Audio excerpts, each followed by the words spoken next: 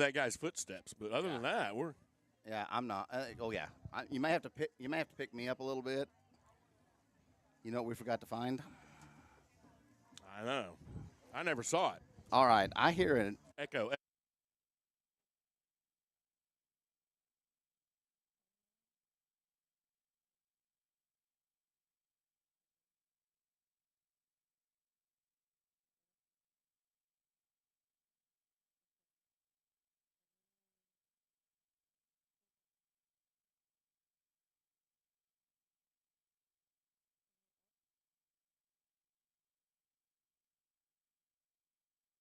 all. Oh, there you go. Hey, there There's you go. James. Now we got sound. I think I'm alive too. Yeah. Okay, that's Check, great. check, 1, 2, check, check. Yep. Perfect. All right. Does that sound all right? Like feed.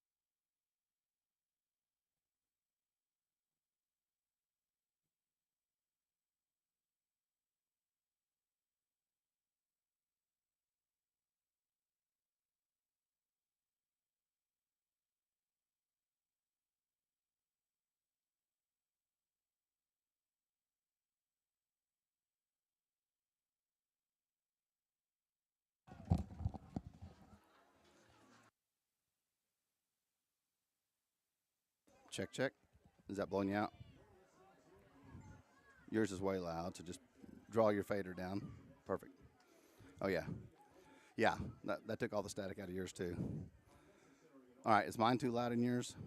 Okay, then you can either take mine down just a little bit and turn your headset down a little. Yeah, it should be about halfway. Should be about right for yours. Okay. All right, now bring my fader up just a little bit. All right. Okay, perfect.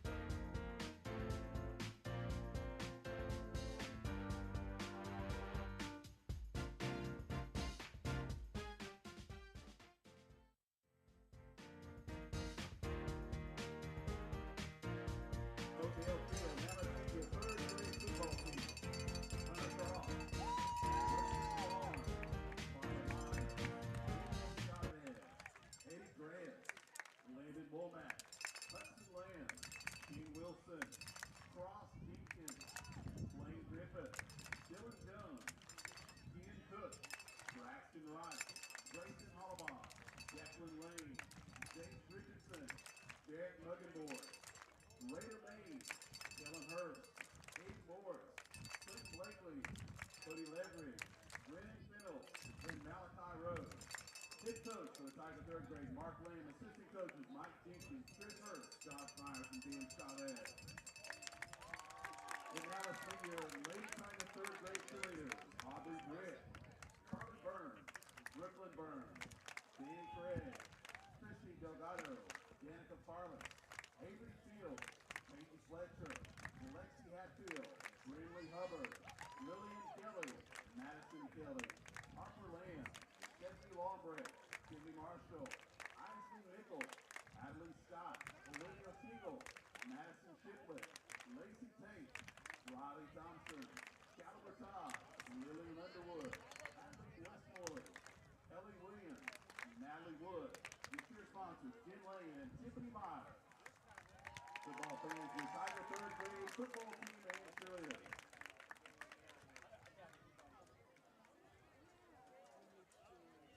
And now Tiger fans, let's meet your fourth grade Tiger cheerleaders.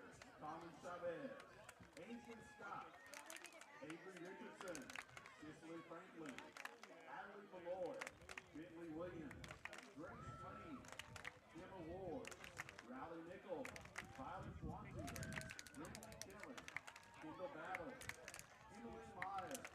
Your cheer sponsors, Amber Chavez and Lauren Williams.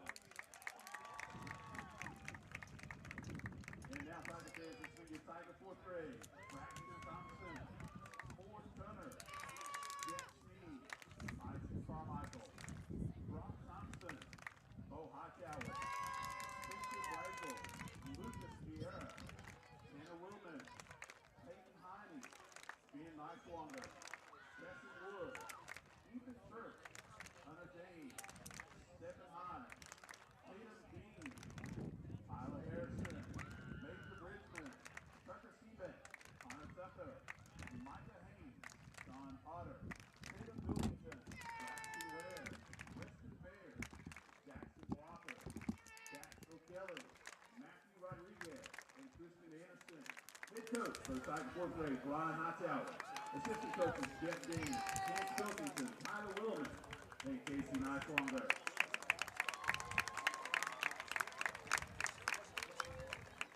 And now Tiger fans, this week your Lady Tiger fifth grade cheerleaders. Addison Maine, Ashley Stevens, Ariana Tussler, Chloe Hunt, Callie Hughes, Hannah Jenkins, Camry Wilkerson, Caitlin Kelly, Kimberly Zamora, Michaela Ward, Serenity Miller, Pastor Heine, Pastor Chavez, Myra Leverage, and Valerie Schaefer. The Lady Tigers are sponsored by Laura Green, Amber Chavez, and Kristen Kelly. Tiger fans, this week your Tiger fifth grade football players. C.J. Ware, Hudson Malloy, Ruger Aldridge, Lane Rediford Womack, Mason McDaniel, Easton Kelly, Tyler Ford, Lynn McIntyre, Gavin Jones, Ford, Scooter Nelson, Tyler Butcher, Dallas Dean, Bonnie Hobb, Brady Griffin, Danny Coleman, Ryder Moore, Xavier Cook, and Kel Hayes. Head coaches, head coach for the Tiger fifth grade, Adam Kelly. Assistant coaches, Derek Griffin, Nathan Dean, Martin Vaughn, and Shay Moore. And now Tiger fans, let's meet your sixth grade Lady Tiger cheerleaders. Peyton Sprackle, Brinley Barson, Morgan Chisholm, Peyton Edwards, Riley Fisher, Alice Hearn, Alexa Ledgerwood, Braylon McKenna, Salem Morton, Chloe Mutes, Tempest O'Kelly, Alexa Page, Bailey Smith, and Taya Thompson. The Lady Tiger cheerleaders are sponsored by Mariah O'Kelly, Gabby Price, and Ashley Brazil. Tiger fans, let's meet your Tiger sixth grade football team. Colton Cross, Tyler Ward, Brent Malloy, Francis King, Michael Deere, Briar Campo, Preston Cagle, Zayden Guerrero, Gabe Heppensberger, Davis Tussler, Grace Brown, Oliver Penny, Jackson Heppensberger, James O'Kelly, Alvaro Franco, Nathan Cruz, Tyler Simpson, Isaac DeLong, Quentin Neal, Abel Robbins, Devin Ford, Paige Arms, and Dalton Collins. Head coach for the Tiger 6th grade, Tony Harper. Assistant coaches, Marcel Sinclair, Robert Tussler, and Mark Jackson. Tiger fans, make some noise, your Tiger. Football team for the CRCC.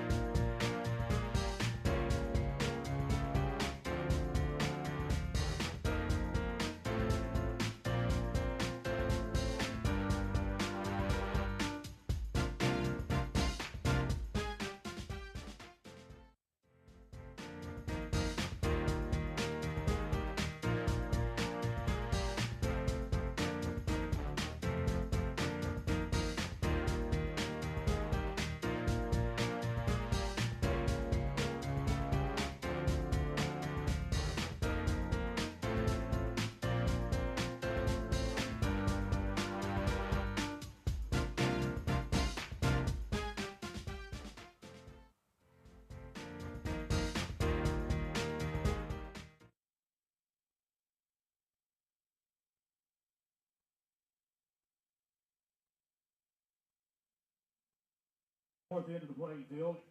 Raising our nation's colors tonight are our local servicemen and women from American Legion Post 108. They are Evelyn Furchow, Tracy James, Jaden Lee, Lance Larson, and Robert Howell.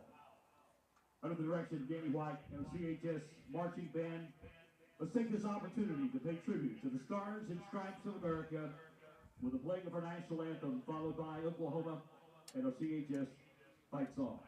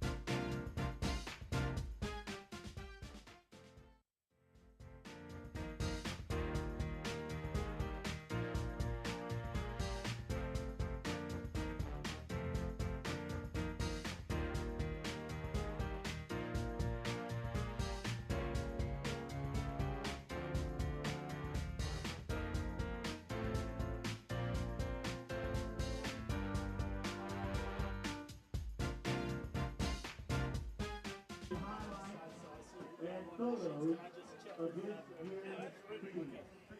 over to Super Source. Good evening, ladies and gentlemen. Welcome to your hometown Cushing Tiger football right here on Hub Network Live. We're at home this evening after 2 weeks being on the road. And Travis Perry here with James Kaufelt. And tonight the Tigers are going to be in a tough one, James. Yes, they are. And I'm going to turn mine down just a little bit in my ears. Thank you. That's a little bit perfect. All right. So I sound like you were kind of yelling at me a little bit there, Travis. Were you mad at me to start with? So No, it's loud in my ear, too. All right. So, yeah, turn our headphones down a little bit. Hey, listen, folks, this is going to be a great game, and I look forward to this, Travis, being the best game of the year thus far.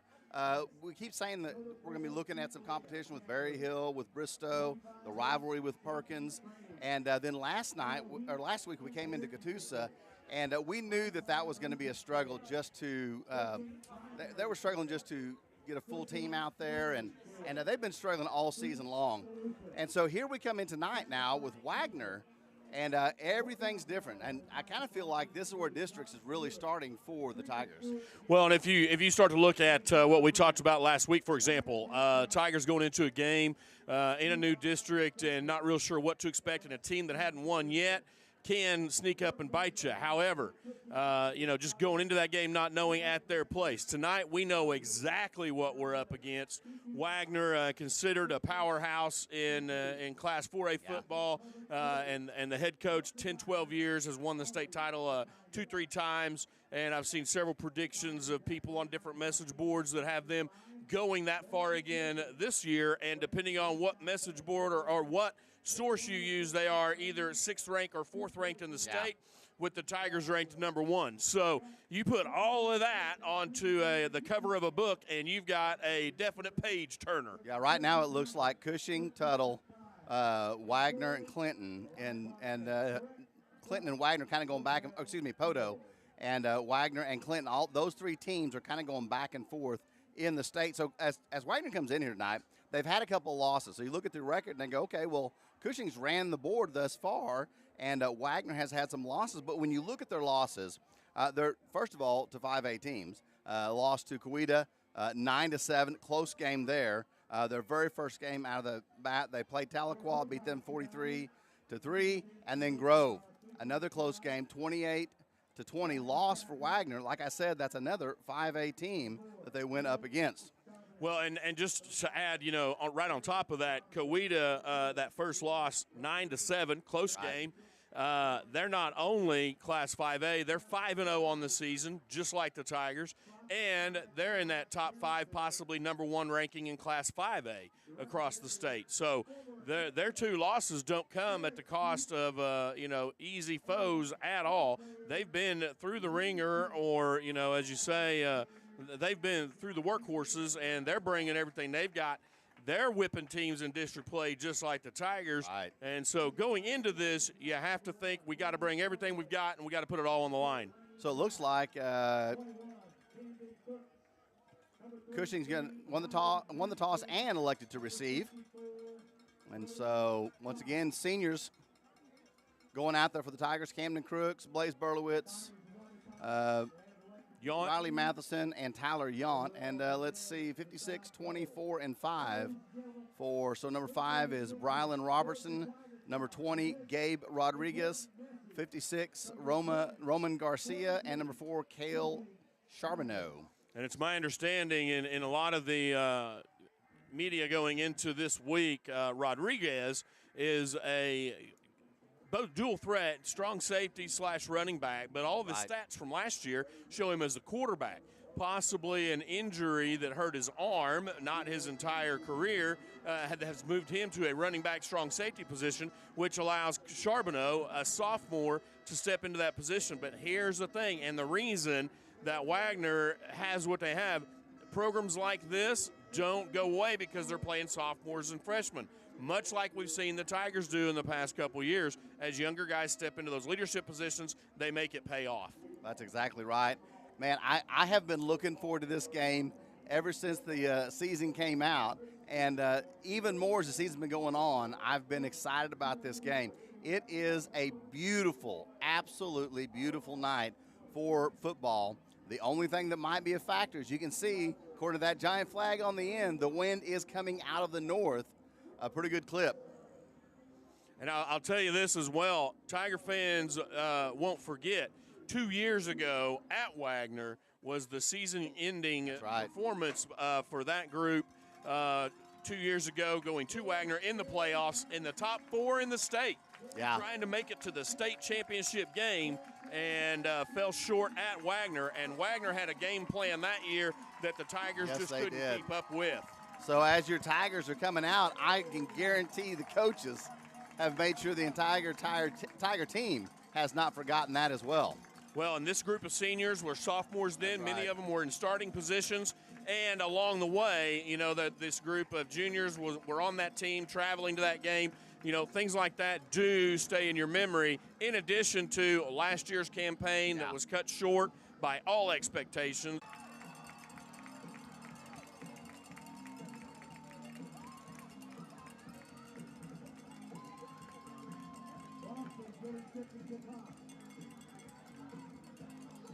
Blocks and sets a kick from his own 40. Here he goes, and we're underway.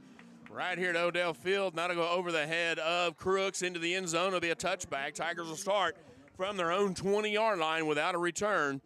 And a really nice-looking kickoff for the Bulldogs.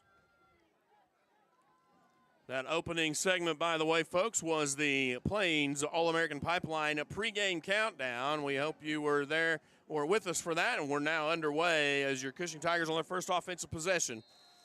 We'll start from their own 20-yard line. Berlowitz in the familiar trips to the left, single wide out to the right. Jones in the backfield.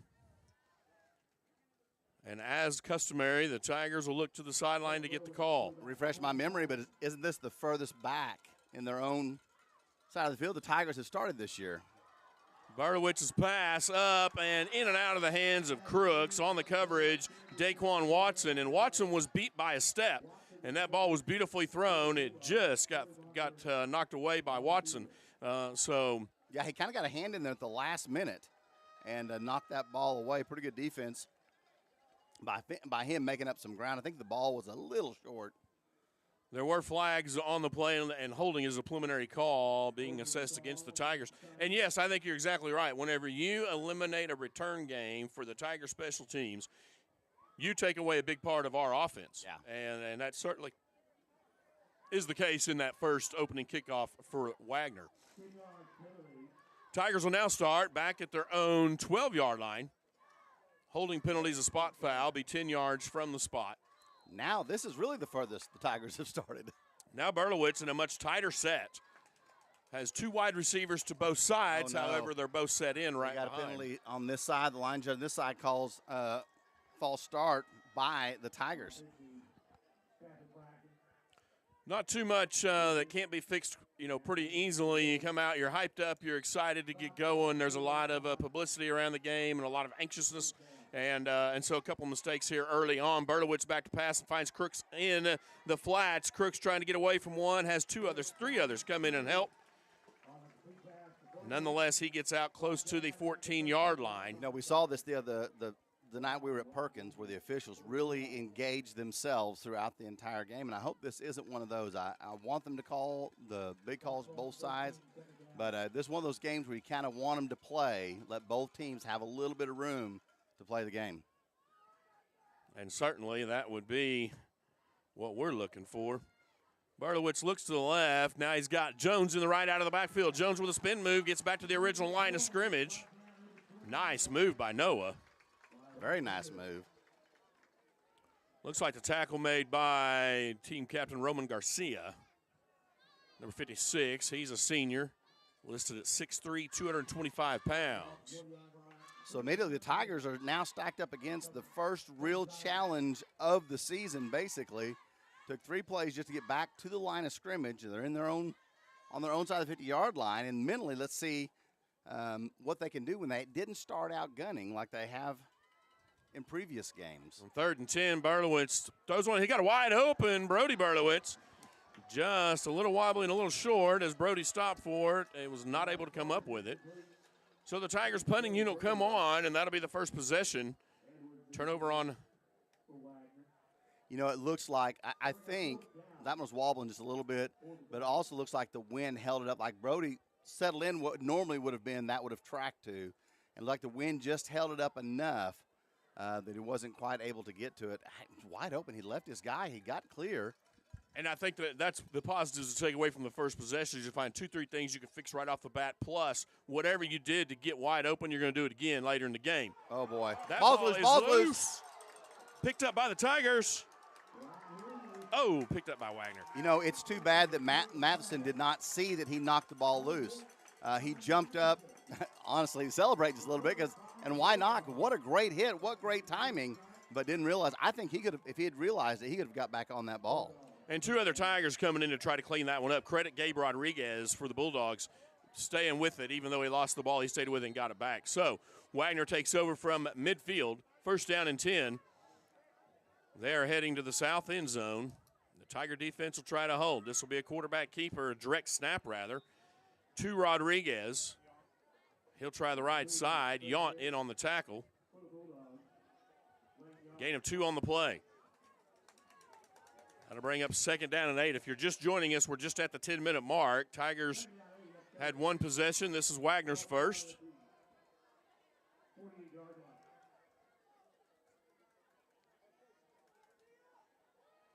Wagner again still set with Rodriguez in the backfield at the quarterback position. He'll hand off right side. That's going to be Braylon Robertson. Gain of about 1, but good job by the Tiger defense. And, hey, I forgot to mention this. One of the most difficult things for the Tigers are going to have to adjust to on offense and defense is Panda tore his ACL last week at Catoosa. And I know that has to be a struggle for him. He's going to be out for the season. He's going to be out for wrestling. So I know that has to be a struggle for him as well on I don't mean a throwaway game, but it was a game that you don't want to get somebody hurt on, and he got hurt on. Absolutely. 3rd down and 7 coming up for the Bulldogs. And Panda's presence on the field will be missed, but his presence on the sideline and his senior leadership will not. He's still there. Looks like Wagner will be short of the first down, and that tackle in by John Hilligoss, a couple yards short. So spot the ball at the Tiger 43-yard line. So Wagner possibly looking at a go-for-it situation, 4th and 3. Quarterback holds that one. Does a good job of hiding. In fact, Matheson bit on it on the hold there. Big play early for the Tiger defense. Rodriguez comes up under center. Movement on the line. Flags come in, and the Tigers will get a false start. That's right. And so here we have the Wagner Bulldogs trying to go up there, and I'm sure that's what they were doing, was trying to pull Cushing off sides and get the easy first down. And somebody flinches on their side, and it goes against them. I believe that was the right tackle for Wagner. Yes, sir. And they'll come back out still set to go for it. Once again, now brings up 4th down and 7 or 8. Looks like 8. There's the snap and a quick punt by Rodriguez. That's going to take a good bounce. Maybe get to the end zone, and it does. Nice hustle by the Bulldogs. Bring mine up just a little bit, too. The Tigers will start from their own 20-yard line, possession number 2. Both teams have had a possession now. James, what's your first thoughts? Well, that's one of those things a little out of my headset. They're perfect. So one of those things that both teams are kind of gauging each other. When it's kind of like one of those deals when you see 2 good fighters go together. They don't just bail in like they would against a fighter that they're confident against. So both teams respecting each other, giving each other respect, and going to find their way. But I look for the Tigers to open it up on this one. There's a pass out here to the flats. Lane Yount with the catch. He was covered. However, he made the catch. He is in bounds on the coverage and with the tackle, Corey Brown. That's a nice catch by Yount. In his hands right out in front of him. Does a great job. And, just in the last couple of games, we're seeing his confidence roll up in a different way. We see Wagner's defense, one of the things that they've been credited for this year is their 2 losses. They've only given up a very, very few points this year in all their games. They've been shutting out opponents and only giving up 28 points, I believe, all year long. That pass out in the flats to Crooks on a screen route. He'll get out past the first down. Or past the 40, and that gain will be good for a Tiger. First down and 10. Tigers going in a upbeat offense. Berlowitz gets the snap and goes back to pass. Looks downfield, fires deep. He's got Crooks. Crooks got the ball. Nice. And still up, fights for a few more, gets down to the Bulldog 21-yard line. Hey, that's a great adjustment by Crooks. He comes back to the ball, makes the adjustment. It kind of, once again, the wind's holding it up. He pops it up in the air and able to make the second effort and get the reception and down on the 22-yard line. 1st and 10 for the Tigers. Tigers fake the handoff, swing it back out to Crooks in the flat in a screen situation. He'll gain a few.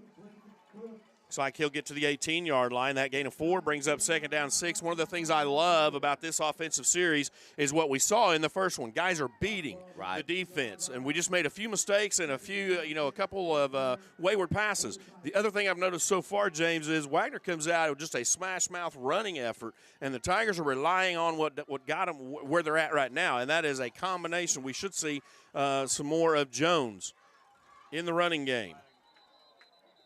Flag from the backfield. Possibly when they stop you out. Yeah. Illegal procedure, 5-yard penalty against the Tigers. That'll put it right around the 23-yard line.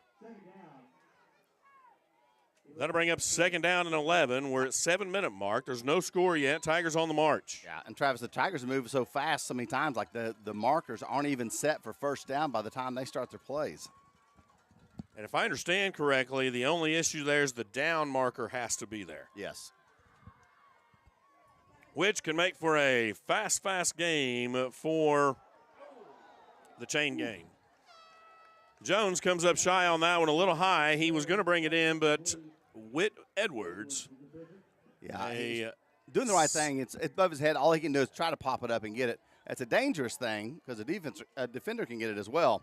He took a good hit. Edwards, a 6'6", 205-pound junior. Yeah, that's what I was fixing to say. He paid for it. But better that he did that than Edwards going for the ball, honestly, for the Tigers. Empty backfield. Berlowitz with trips to the right, twins to the left. Tries to get an offsides penalty, no go. Bulldog defense. Also getting the defense to show where they're going to try to come through or maybe come in. Berlowitz escapes, still looking downfield, fires, has a man, corner of the end zone, just out. I think that was Yount, the intended receiver for the Tigers. Credit Yon, he was able to get open enough and went under to scoop the ball before it hit the turf and was still trying to get his feet in bounds. So everything there was looking good right up until the very end when it just came up short. Yeah. Tigers signaling in the next play, 6:43. Tigers still on the march. This will be a 4th down and 11. And it looks like our official is going to reset the ball. And we're going to start again. This time, 2 wide receivers both sides. Jones in the backfield. Berlowitz fakes the handoff to Jones. Passes right across the middle. There's Crooks. Crooks has a little opening. No, check that. Number 11. Yeah, that would be Brady Matheson. Hey, this is one of these deals, and all these passes look like they're coming out soft, and I really do think the wind is affecting, and we haven't quite made the adjustment for the wind yet. There's Crooks to the near side, fights his way, gets close, touchdown, Tigers! We got a flag after the play. He's staring down number 1, which is Whit Edwards. Well, they're having a short conversation, so Tiger fans are crossed their fingers. That one is against the Bulldogs, not sure yet. Yeah, it's going to be against the Bulldogs, I feel sure. Maybe not. Nope.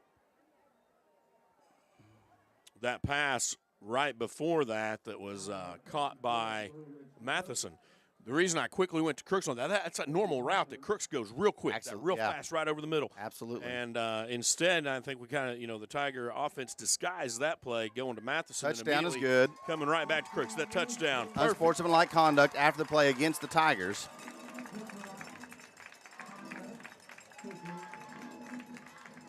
So that puts the Tigers up 6-0 with 6:27 in the first quarter, and the swinging gate. Hillegas on to hold. Matheson on the field, most likely to attempt, and does move back to attempt the extra point.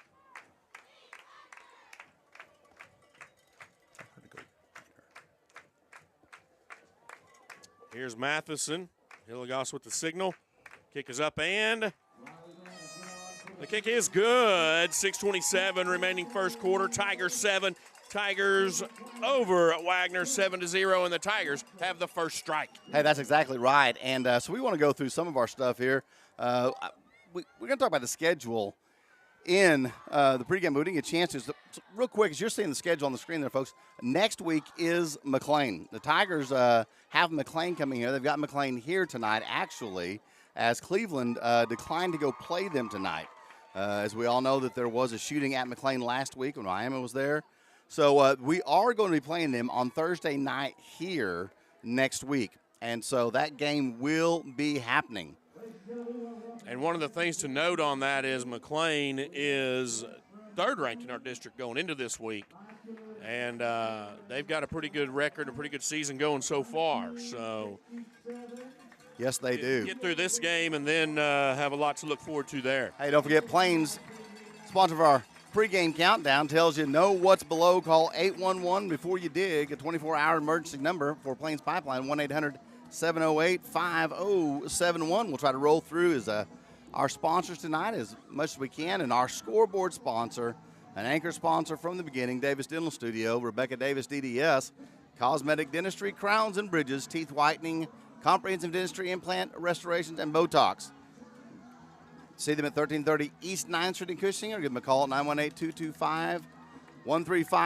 DavisDentalStudio.com. That's Rebecca Davis, and hey, that's my dentist.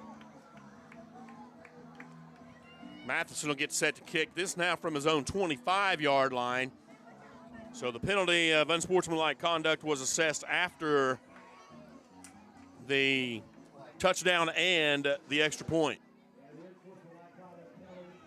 So with Matheson set to kick, Rodriguez, the senior strong safety, running back, quarterback for the Bulldogs, back deep. He'll stand near his own 25. And on the other side, Braden Skeen. Matheson's kick is low, takes a hop, goes to Rodriguez. He finds a seam up the middle. Tigers not able to hold on. Rodriguez makes a move or two, makes it to the Tiger 42-yard line. And penalty flags come in on that play. We'll see what our officials say here. Wagner will start right now from the Tiger 42-yard line. A nice return by Rodriguez. High-flying flag on that play. That one did go high.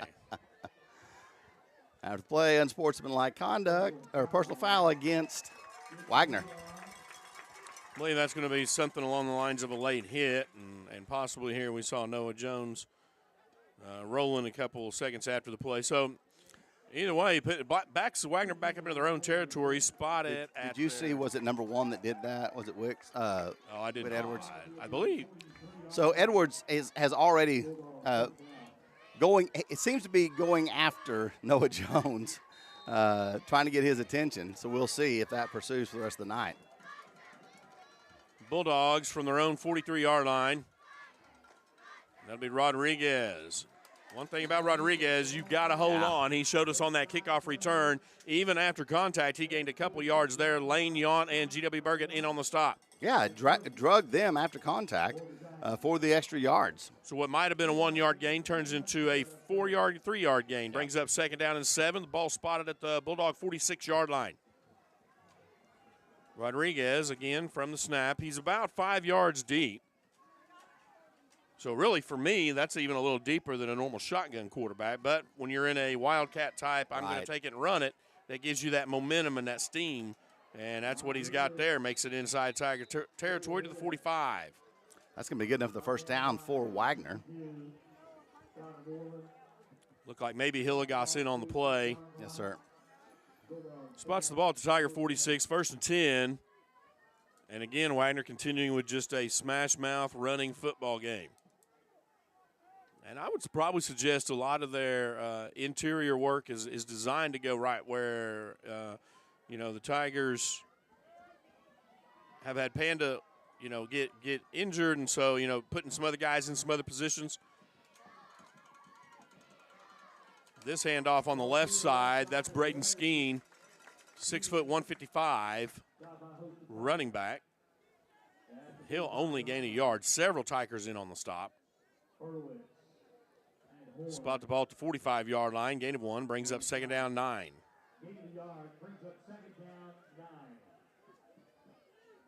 Tiger defense now got 3 down linemen and 2 defensive ends, so really concentrating on that inside effort of putting a stop to this running game. Rodriguez standing at midfield, takes the snap, keeps it himself, finds a seam. Wow. He is quick. Makes his way inside the 40 or to the 40. You know, you're exactly right, and he gets his way to the line very fast and with a full head of steam. And this with the Tigers, like I said, this is where Nick Flores would have been on that line, and that's where he's going to be missed, and the Tigers are going to have to adjust. And I haven't figured out yet who went in for him. Have you figured that out yet, Travis? No, and in talking with the coaches last week, the offensive line, I know it's the same one. They've got about 8 guys that have been rotating in throughout the first 5 games. Oh, boy. Big hit. Matheson filled that hole, in addition to who's getting up right there. 62. That would be Zane Hill. Horn actually making contact at the same time that Matheson comes in there. So those two really closed the hole quickly, and the Tigers seem to be making that adjustment. Loss of 1 brings up second down 11. Ball spotted at the Tiger 36-yard line. Wagner trying to get something going at the 3.5-minute mark. Tigers up 7-0. Rodriguez keeps himself, finds the seam, gets right up the middle again. That looks like that tackle is Wyatt Heisler. Not before 6. Call it 7-yard gain. Brings up third down and 3. Spot the ball at the Tiger 27-yard line, 28. And this will be a big third down play for the Tiger defense. They can hold them once and hold them again. Tigers will have a chance to march back down the field. Rodriguez again. Direct snap, left side. Wow. That is Matheson again. From the middle linebacker position, he is reading. He may have already been, they may have already decided you're going to cue Rodriguez. Wherever he goes, you go, you fill the hole, because we're seeing Matheson on Rodriguez a lot here in the first several. He may be shadowing him on the other side of the field, but also Jake Horn had him wrapped up around his legs by the time Matheson hit him too. So they are doing a great job at closing the gap, and that's a nice adjustment by the Tigers. So 4th down, 4 to go. Looks like Wagner's going to go for it, or at least try to pull the Tigers off sides. Starting to approach the 2-minute mark, and this is Charbonneau. He'll try the quarterback keeper, and he doesn't go anywhere. Tiger defense holds G.W. Burgett, Brody Berlowitz, and Matheson. And credit to them, once they got a hold of him, they didn't let him lean forward. They didn't let him get extra yards driving his feet, and he was driving his feet. They were able to turn him sideways and make him drive his feet sideways, and his extra yards were in the wrong direction. Great job by the Tiger defense. It turns over on downs. I believe that's the first play we've seen Charbonneau to quarterback position. Maybe a little misdirection, thinking Rodriguez would get the ball somewhere else. Charbonneau tries to take it himself and goes nowhere. Tigers take over. Berlowitz from the shotgun has trips to the right. Single wide out near side, Lane Yount, and Jones in the backfield. Berlowitz, Crooks, and big, deep, long pass wide open. Pass complete inside the Bulldog 40-yard line. And Brady Matheson opened up on that. I watched that route develop, James, and it was beautiful the way the wide receivers crisscrossed each other, not setting picks, just running the route so that Matheson was wide open. Berlowitz had a few steps and found him.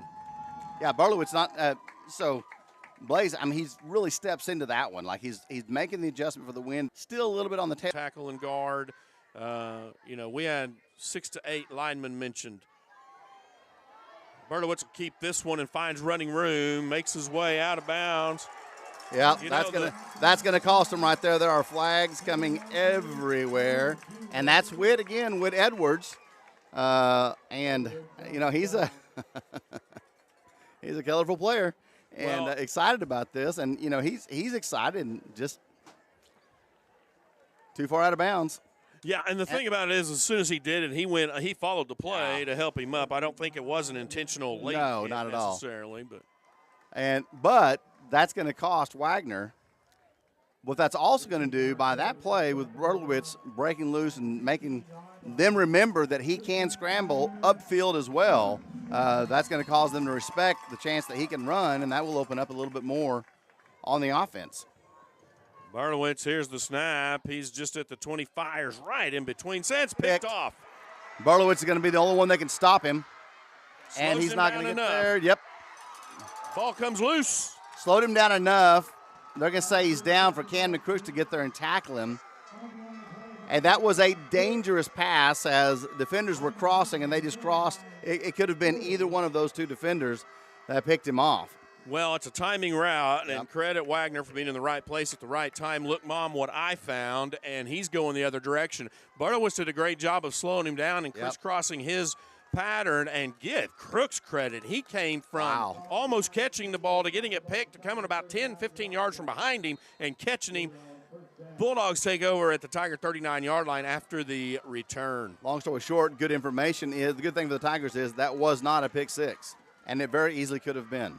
Charbonneau continuing to quarterback. This will be a pass looking for Rodriguez downfield. Jones is there. Nice job by the defense reading that one. Jones was step for step ahead of Rodriguez. And it looked like possibly, I want to say, double check this. Okay, Aiden Spencer possibly in the backfield causing some havoc on Charbonneau. So, and what you mean by that is Charbonneau picked himself back up after that. Yeah. They second down to 10 after the incomplete pass. And the Bulldogs. Oh, boy. A little trouble maybe with that one. Charbonneau tries straight ahead. I'm not sure. That looks like a little bit of miscommunication between the running back and the quarterback as the running back steps on the quarterback's legs going through there. Yeah. And he could never get loose from his own player. Nonetheless, Burgett came through and just, said, don't go any further. So a loss of 1 puts the ball on this side of the Tiger 40-yard line, and that'll be the end of the first quarter of play. Tigers up 7, Bulldogs 0, and you're listening to it live right here on Hub Network. Yeah, so here on the Hub, we have all of these great sponsors. We say it to you every week. They bring this to you free. Another one of our fine sponsors is RCB Bank. They bring you RCB at the half and Votes Notes. You can finance your personal and business needs with them. Connect with them at rcbbank.com or 855bank.rcb. RCB Bank, that's my bank. And they've been a great anchor sponsor for us as well. Make sure you tell them, hey, we sent you down there. Another one of our fine sponsors, Ortho Oklahoma. Ortho Oklahoma sponsors the post-game wrap-up and interview with Coach Morgan. Ortho Oklahoma's on-site imaging, including Stillwater's only open MRI, sports medicine, orthopedic surgery, spine surgery, total joint replacement. Give them a call at Ortho Oklahoma, 405-707-0900, or check them online, www.orthook.com. Okay, into the first quarter. We can take a breath because that was fast. Yes, it was. Tiger offense, for all intents and purposes, is starting to hit on all cylinders. But the Bulldog offense has, their defense has put them back into a position. They've moved the ball a few times. However, the Tiger defense has stepped up when it's had to. And with this 3rd down and 11, the Bulldogs are hoping to continue their march, starting at the Tiger 40-yard line. Charbonneau back to pass, looks to his left and fires. And that just out of the reach of Rodriguez. Jones on the coverage. Yeah, also Burgett and Hilligoss in the area. Yeah, thrown quite a bit behind him there as he couldn't get to it. Charbonneau, again, it's my belief or understanding, that he is running the quarterback position as the throwing quarterback, where Rodriguez is more of the running quarterback. And they'll switch back to Rodriguez in that Wildcat look again. I don't know if you call it a Wildcat when he used to be the quarterback, but that'll be another quick punt. Get down inside near the 10-yard line. A bit of a modified Wildcat at best. But, yeah, you're right. It is similar to that. I'd be lying if I said I knew the origin of the Wildcat offense, so we won't go there. Other than to say it's a direct snap type situation. Yeah. I want to mention Blue Sky Bank, your hometown bank. Blue Sky Bank sponsors the Big Tiger Play each week, and with that, they're giving money back into the athletics program to help them throughout the remainder of the season and into postseason. Blue Sky Bank, that's your hometown bank. Tigers now at the 11-yard line in that tight formation. Berlowitz pitches out to Jones, looking for a seam, has blockers, gets the edge. Oh, he's got the room. He's got the entire sideline all to himself. And a block. Downfield. It's Jones at the 40-30. He's at the 20. Nobody can catch him. Touchdown, Tigers. Holy mackerel. Be still my heart. That's what we've been waiting to see out of Noah Jones, and it's just a matter of time before that happens. He settled just enough for all of his blockers to get in front of him. And credit Brady Matheson was staying step for step in front of him along the sideline and waited to make the block at just the right time to free Jones up all the way into the end zone. That play's designed with all the guys in a tight formation where these trips that are normally split out are in tight. And whenever they pitch that to Jones around the corner, every one of those guys picked somebody, blocked them. Jones got the corner, and I mean just blocking. Hats off. Good job. But credit for him because he can't outrun all those guys and did let it develop the right way and then hit the Jets when he needed to after that last block. That kick is up, and that kick is good. Tigers up 14-0, 11.5 minutes remaining until halftime. And Bruce will tell us a little bit later, but if I'm not wrong, that is an 89-yard touchdown by Noah Jones. That's exactly right. Hey, I want to talk about a few more of our sponsors while we've got a second here. Experience the member difference, Oklahoma Community Credit Union. You can visit them at oklahomacommunitycu.com or 405-743-3328. Mobile app, co-op, shared branches, lower loan rates, higher dividends on deposits, and lower fees. That is Oklahoma Community Credit Union. Also, Matherly Davis Funeral Home. Every life has a story. You can check them out at 402 East Broadway Street or give them a call, 918-225-3103. Visit Bruce, Brent, Tanner, and tell Miss Pat we said hi. One of our new sponsors this year, Broken Arrow Electric Supply Incorporated. Broken Arrow Electric Supply is a full-line electrical materials supplier to the residential, commercial, industrial, and OEM markets. Their branch phone is 918-258-5581. That's Broken Arrow Electric Supply. Be sure, folks, that you go by and when you visit these sponsors, tell them thanks because they're the ones that make all of these games away here available to you completely free of charge. So they're doing that for you, and what a service it is to our community. All right, Tigers, wow. Starting off the second quarter, Travis, with an attention getter for Wagner.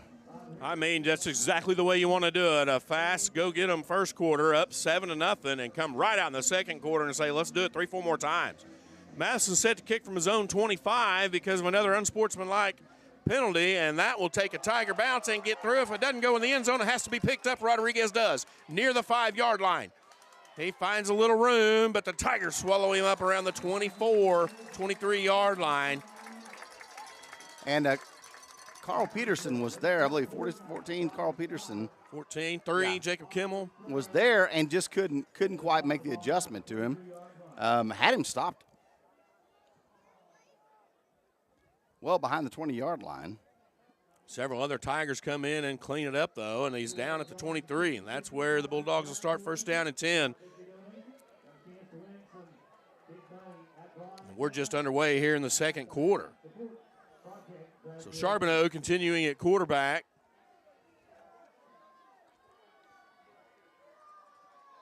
He'll get the snap and fires to the left side. That's going to be Witt with the reception. Witt Edwards. Penalty flag on that play. That's way in the backfield of the offense.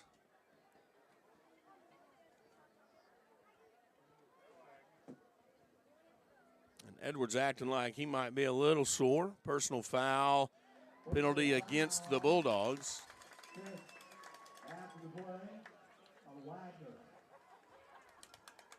So that'll back them up 15 yards.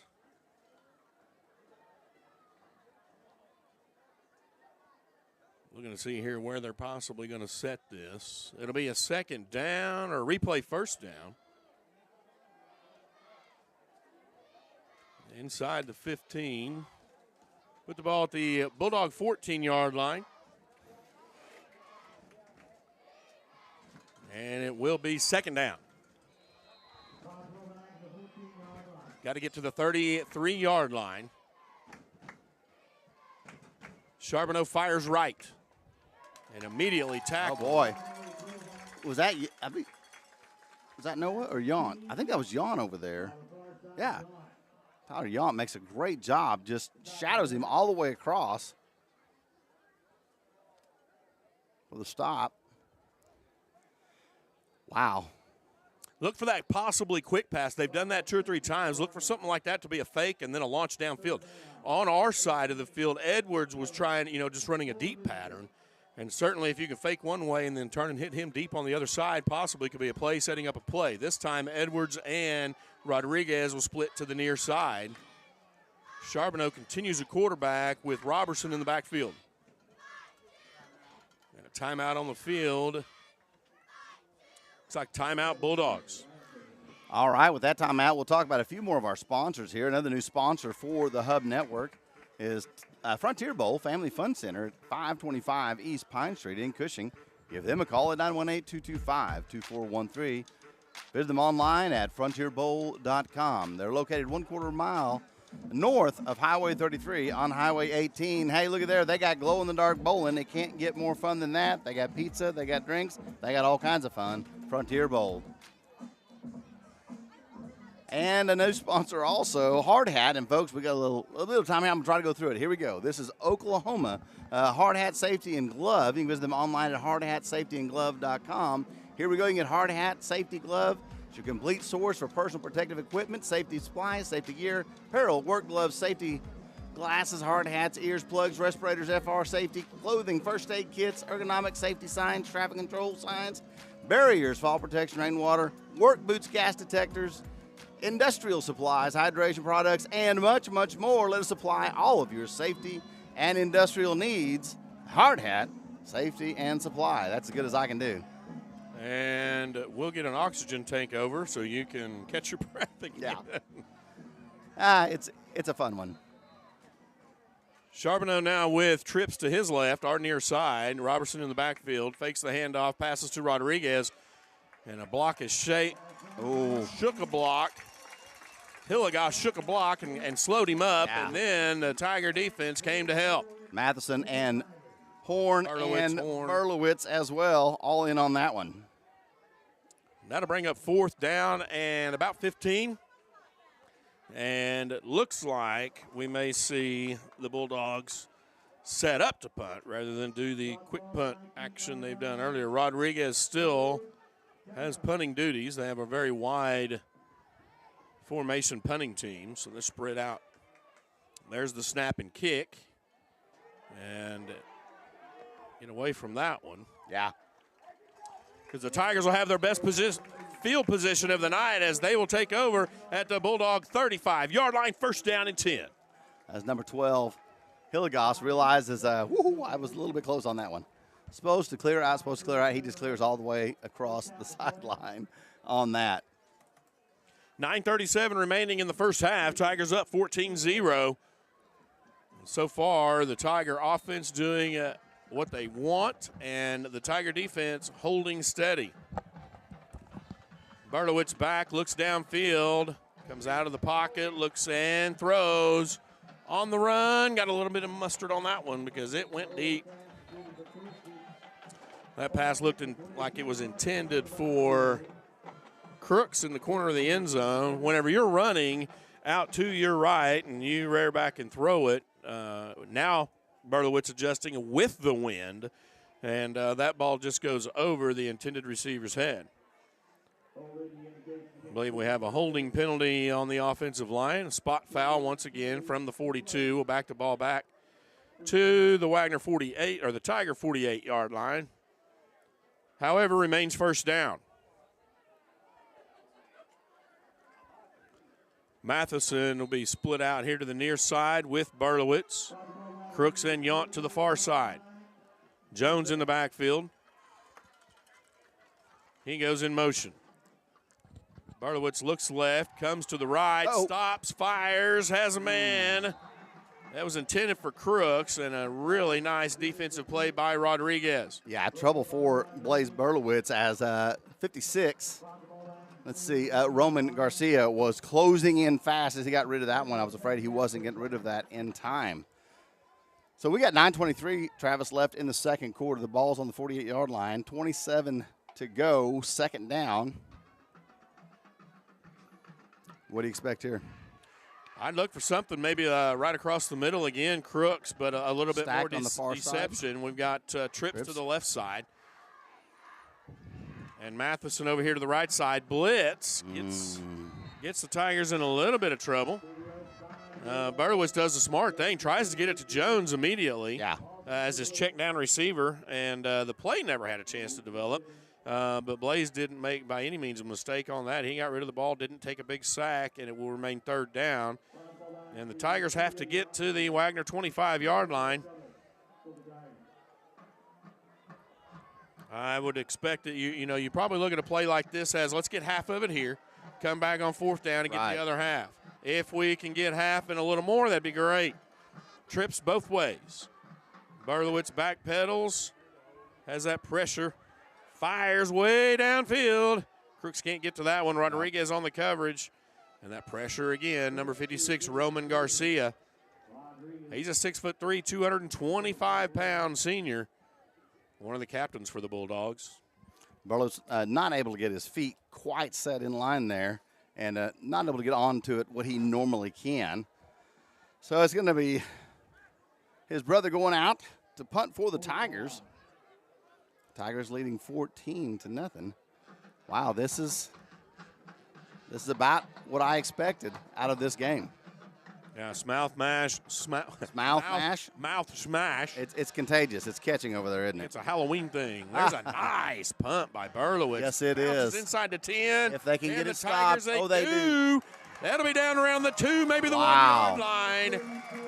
Looks like Yount and Crooks got there to stop it from going in the end zone. Nice job, punt team. Crooks really does a perfect job of getting his hand on it, but not keeping his hand on it as his body is carried into the end zone. Just enough to get it stopped and let his team get there and finish it up. Good eye-hand coordination to get the ball stopped. And just the nose of the ball is just at the 1-yard line. So the ball is inside the 1. And that's where the Bulldogs will take over first down and 10. Possibly the direct snap to Rodriguez again. We'll see him running some more. Get that Tiger defense to put the hold down on him. Bulldogs will come out of their huddle in the middle of the end zone. Rodriguez is standing in quarterback position. He'll get the snap. He'll head to the right. And he'll be stopped and possibly Matheson in the end zone. That's going to be a safety, I believe. Yet. I'm looking for it, but I don't see it. They're going to give him forward motion and say he got just a foot out of the end zone. I'm not sure, but credit Matheson, boy. I mean, he just is, like we said earlier, possibly shadowing, possibly just has a headhunter for it tonight. He's all over that play. Yeah, I really thought that one was going to be a safety, but I know they made the right call. I believe from here it looks like the down marker gave about a half-yard loss. So second down, 10.5. As the Tiger defense goes back, Wagner deep in their own territory. And Charbonneau will pass, and he'll launch one. He's got a man. Just with a catch, we got penalty flags. Out of bounds. Okay, that gets called out of bounds. Yeah. You take the penalty, I'll take the out of bounds. So he just goes out of bounds there. You hear the crowd on that side cheering, wanting that one, but his right foot just trails out of bounds before he gets on it. Now you've got the flag. And that's exactly what happened. I see out of the corner of my eye, look, there 2 flags went up high, but they look like they could possibly be for the same thing. So the officials saw something together. Nonetheless, if it's against the Tigers, it'll sure help the Bulldogs out. But if it's against the Bulldogs, it will really, put them even in a worse situation than they were in. A personal foul, and it is against the Bulldogs. That'll be half the distance to the goal. which isn't much. I was going to say, so half the distance or 6 inches, if you will. They're going to have to distance themselves to the goal line in just a minute. And that'll put the tip of the ball touching almost the goal line and coming out this way. So now the Bulldogs, again, still snapping deep into the end zone. Brings up 3rd down. And Rodriguez goes right. And he does get out of the end zone and gains a couple on the play. Several Tigers in on the stop. I didn't quite catch who was there first. Crooks and Jan in on that. Berlowitz as well. So I'm looking. That's going to give them maybe just enough room. It's still going to be touchy to kick from there. Wouldn't be surprised to see the Tigers do some sort of punt return, meaning they won't necessarily try to block it. They'll try to hold the Bulldogs up and give Crooks an opportunity to return this one. 7.5 minutes remaining. Tigers up 14-0 and getting the ball back. Wobbly kick. Crooks fields at the 37. He hud to the right side. He's got a couple guys around him. He is taken down. Spot the ball at the 37, 38-yard line. You were right. He had a couple guys around him, and none of those were Tigers. So that unfortunately. Not any blocking there. That's so difficult. And when you're in that position and you're the blocker on that, a lot of people from up here, they look at it and they go, why? You need to go with him. Well, he's running behind you unless you've got eyes in the back of your head. And with a helmet, you barely have eyes in the front of your head. You can't see all the time what's going on. And so those guys have run the complete distance of the field. Right. You're starting from point 0. It's a little tougher to get away from unless you can head straight at them. And in that case, we couldn't. Barlowitz will hand off to Jones. Jones finds a little room on the right side, beats a guy, gets close to the out-of-bounds marker, eventually at the 30-yard line, maybe the 31. That'll be a gain of about 8 on the play. Jones once again on that option. He stutters right at the line. The hole closed up, does a good job of it, immediately making the choice to bounce out. Love that patient running from any running back when they give their linemen the opportunity to make the block and they got their head on a swivel and they're looking for the hole and then they hit it. That's exactly what coaches are looking for. Brings up 2nd down and 3. Tigers trying to march, getting near the 7-minute mark. That pass over the middle, Matheson in and out of his hands. That's Brady Matheson. That one really was kind of bobbled from the stop. Everything was off sync from the snap on that, and so Barlowitz didn't get back in sync. Couldn't get his eyes up quick enough. Sometimes it just is out of sync and you can't get there. And there's so many things I love about even the Tiger offense when it's not hitting on that cylinder. If he catches that, I see nothing but green in front of him. And so many things are just a step away. And when you're playing a tough opponent, top ranked in the state just like you are, you want to see those things. If they don't work still, oh, there it is. Maybe they could. Jones will fight his way down to the 22, maybe 23, 22-yard line. That gain will be good for a Tiger. 1st down and 10. So when the Tigers hand the ball off, when Blaze hands the ball off to Noah Jones, that hole is not open. But this is the trust that Noah is now getting in his line. He's trusting that they are going to get it by the time he gets there, and it literally opens a half a step right before he gets there, just enough for him to gas through it at an angle. So credit that line and the trust the running back is now having in his line. Barlowitz with trips to the left. Hands off to Jones, waiting for something to open up, and he's fighting his way. He'll gain a yard or 2.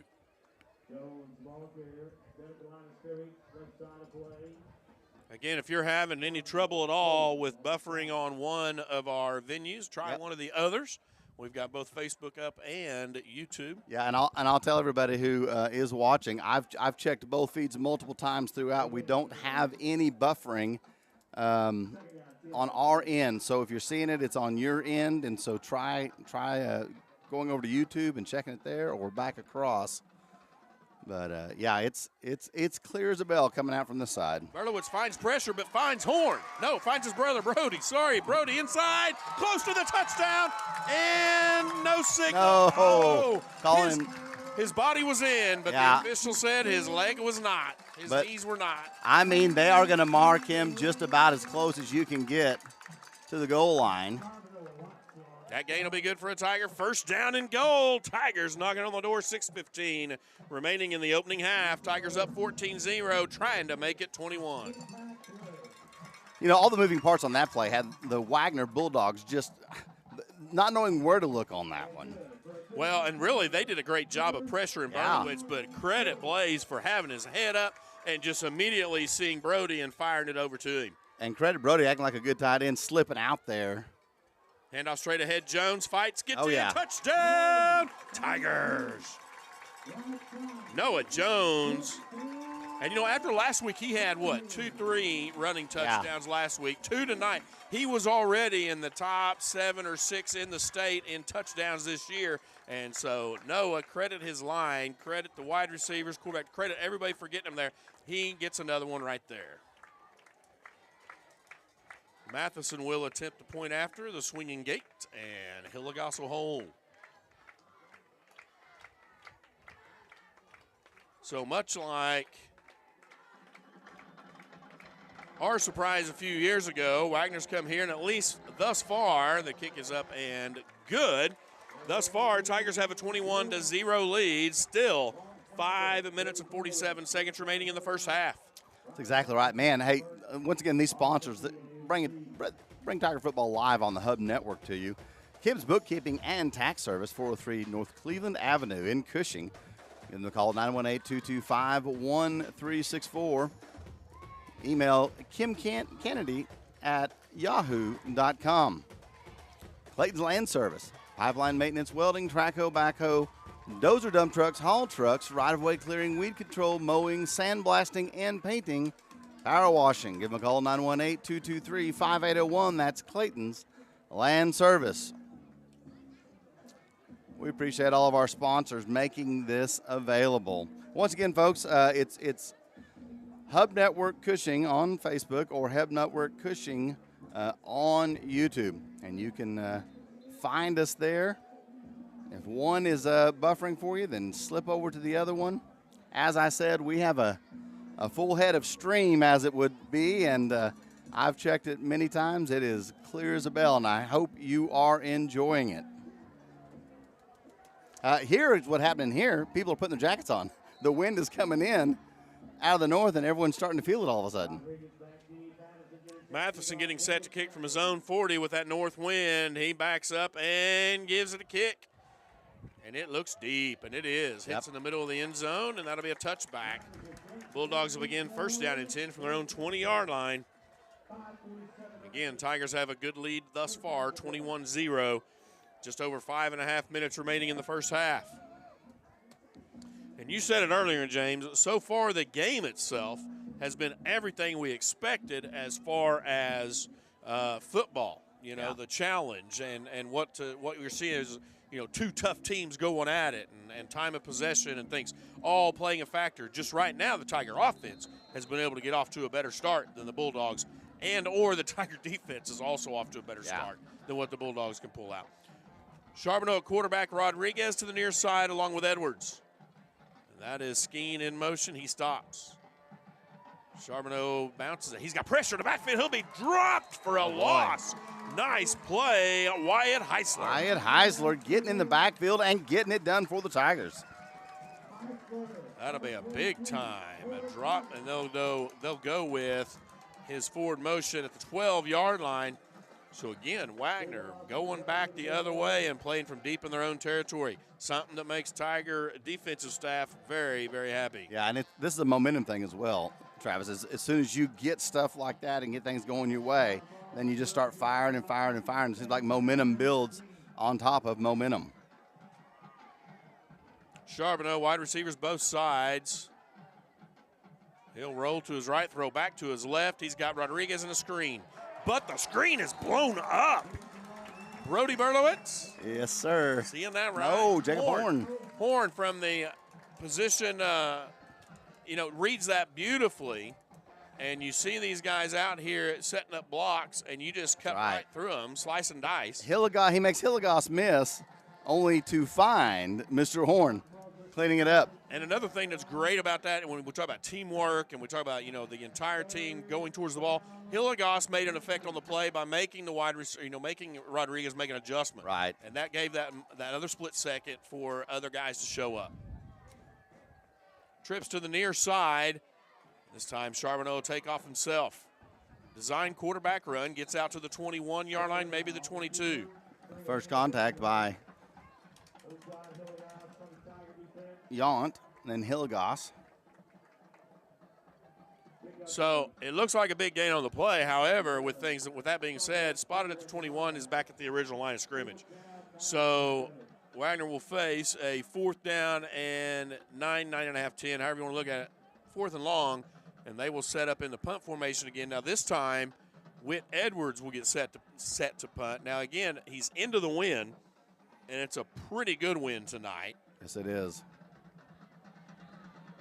Nonetheless, Crook standing at the midfield. That is a pretty good kick, but it's held up by the wind. And I'd probably say another 10, 12 yards had that not had the wind in its face. Either way, Tigers take over, 1st down 10 from their own 42. Check that to Bulldog 42. Bulldog, yes. I like living on their end of the field, I think. Start calling that our end of the field. Because as far as field position game, the Tigers have been winning that as of late. The past 16, 17 minutes, the Tigers have played most of the game on near the line of scrimmage.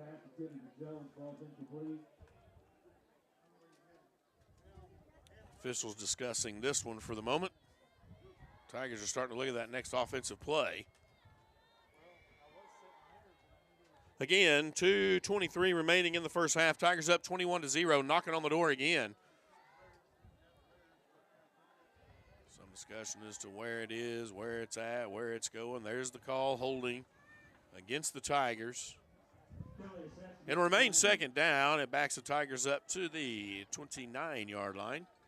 The Tiger offense already set and ready to go. Trips to the far side. Crooks by himself to the near side. That's Matheson, Yount, and Berlowitz on the east side of the field. Jones in the backfield. Berlowitz checks the sideline.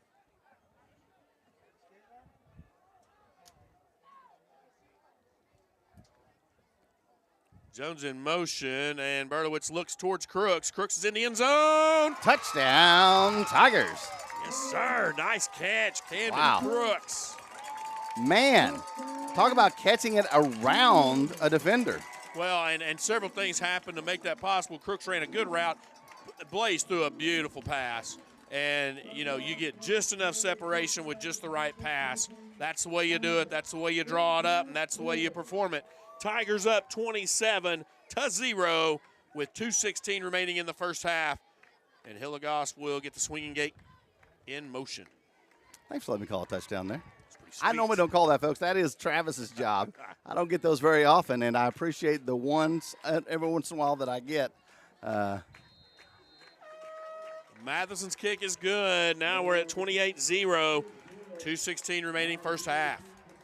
Hey, another one of our fine sponsors, AKL Services Incorporated, oilfield supplies and services. Give them a call at 918-225-5533.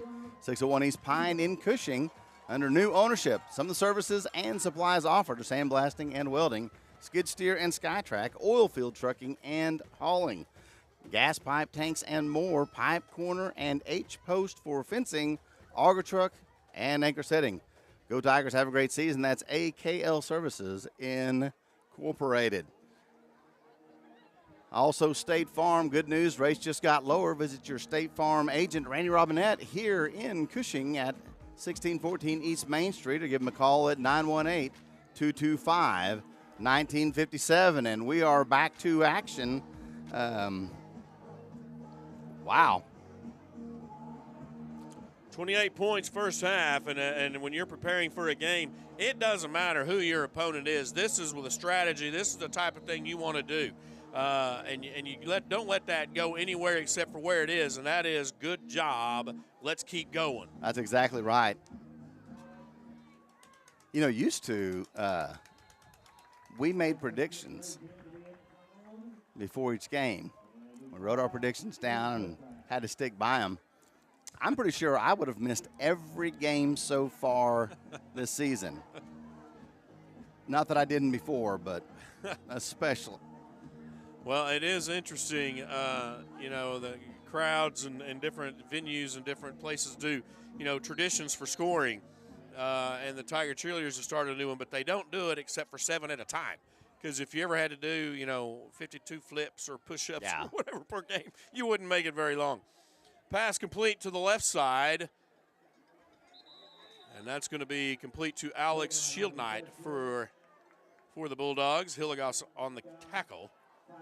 12 for 12.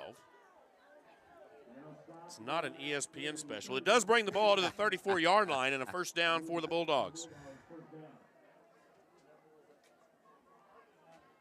Ball going out of bounds means that at 2 minutes and 10 seconds, the clock has stopped.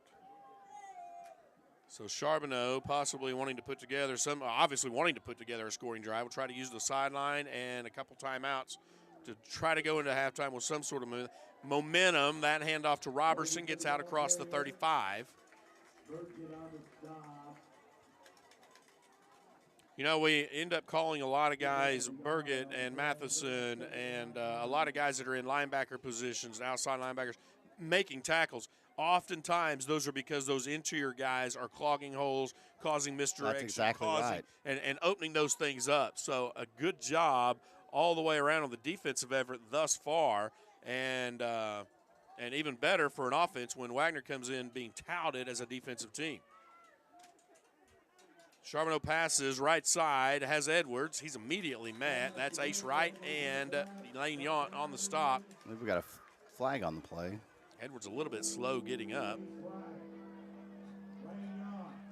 Spot the ball at the Wagner 42-yard line. They get to a 3rd down and 2. All clear. Clock continues to run, starting to approach the 105 mark. I want to remind everybody, stick around at halftime as we will have RCB at the half with Votes Notes. Bruce Vote giving you all the stats that he's picked up thus far in the game. See an adjustment being made. We'll get to it in a minute. Charbonneau back to pass, fires downfield, has Rodriguez coming on a wheel route. He'll be taken out of bounds by Jones. Nice coverage by Jones getting there. And the Bulldogs have a little bit of their offense working right now. Since the beginning of the game, the Bulldogs come out and run Rodriguez, and went to a 3-man front with 2 defensive ends. Since then, they've started passing more with Charbonneau quarterback, and now you see 2 down linemen and 2 defensive ends, and you see the adjustment being made back in the secondary by the Tigers. Charbonneau back and fires right. Woo! Yount just about jumped the route on that one. He was watching that all the way through, and man, if he's back 3 more yards, he's got that one with his height. Yeah, pass intended for Atkins. He is a 5'11", 165-pound junior, and he was covered by Jones. However, you hit the nail on that. Yount was just creeping that way and almost got that one. Spot the ball still at the 44-yard line. 2nd down 10. 38 seconds remaining first half. Charbonneau remains at quarterback. Robertson in the backfield. Trips to the right side, and that's where Charbonneau looks and eventually fires. And that's out of bounds and out of reach. And Charbonneau had all kinds of pressure in the backfield as the Tiger defense just about got to him. Yep, out of bounds, out of reach, and almost out of the track. That incomplete pass will bring up 3rd down.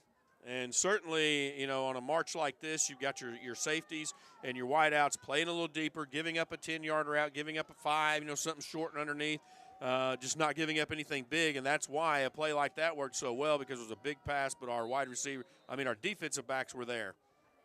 Timeout on the field, and it'll be a timeout. Bulldogs. 31 seconds remaining first half. All right, that timeout, we'll talk about a few more of our sponsors here. Another new sponsor this year, Emily's Locksmith in Cushing. Who are you going to call when you get locked out? Emily's Locksmith at 405-714-5125, or give them a visit at 215 East Main Street. Key cutting, emergency door, and car door opening. Key extractions, rekey locks, duplicate and original automotive keys. That's Emily's Locksmith in Cushing. Also, CBEW Professional Group, LLP, they're all CPAs, income tax planning and preparation, business consulting, bookkeeping, payroll training, Cushing, Pawnee, and Stillwater. Give them a call at 918-225-4216. Or visit them online at www.cbew.com. That's CBW Professional Group, LLC. I want to mention, James, every game, Blue Sky Bank sponsors a Tiger big play of the game. And we found that there's so many big plays in every game so far. So we're being patient now, and as we move throughout the game, keep your eyes open for that Tiger big play of the game, as it will be coming up. And right now, Bulldogs looking for that big play. Charbonneau with the quarterback keeper. He has a little bit of room, makes a guy miss. That's Burgett with the initial contact, and the other Tigers coming in to clean it up. And we'll get a first down. And they're going to spike this one. 24 seconds left on the clock. They'll call another play here, possibly. I believe, they have one timeout remaining. So that spiked ball would be to lose a down. Right. However, save a timeout, because if you can get, 32, you can get down inside maybe the 20. I saw their field goal kicker lining up before the game, and he's got a good leg. And, maybe they're looking for, the worst-case scenario, a field goal opportunity. Charbonneau back to pass and fires deep to the end zone. He's got, nice defensive play by Noah Jones. Who he had was Noah Jones. Yeah. And Noah Jones almost on the reception, batted away. He was there step for step, the entire sideline. And, of course, what stops you mid-sentence on that is Noah popping it up. Yeah. I mean, you're correct, almost thrown directly to him, and he kind of swats it away and then almost had an opportunity to go in and get it in a second effort. This will be 3rd down and 10 from the 33-yard line. So now Bulldogs have taken a couple shots at the end zone. Charbonneau against the wind may try again. And does, this time left side. That's a little wobbly and underthrown. That one picked by Crooks. And credit Braden Skeen. He was the intended receiver, but also made the tackle, because in front of us, ladies and gentlemen, is nothing but sideline, exactly and that right. is, Crook's wheelhouse is the sideline. Nothing but sideline and nothing but green turf in front of him. Tigers have 7 seconds on the clock before they go into halftime. We'll see if they get a playoff right here, or if they decide to just let the clock tick down and go into halftime with the lead 28-0. That's another one of those passes that, against the wind, just nothing can help you. And unless you're firing it on a rope, it's going to get hung up, and in that case it did, and credit the Tiger defense for being there. As the final second ticks off, Tigers up 28-0 over Powerhouse Wagner right here at home. So far, so good. First half in the books. That's right. We'll take a break and be right back here with RCB at the half and votes and notes.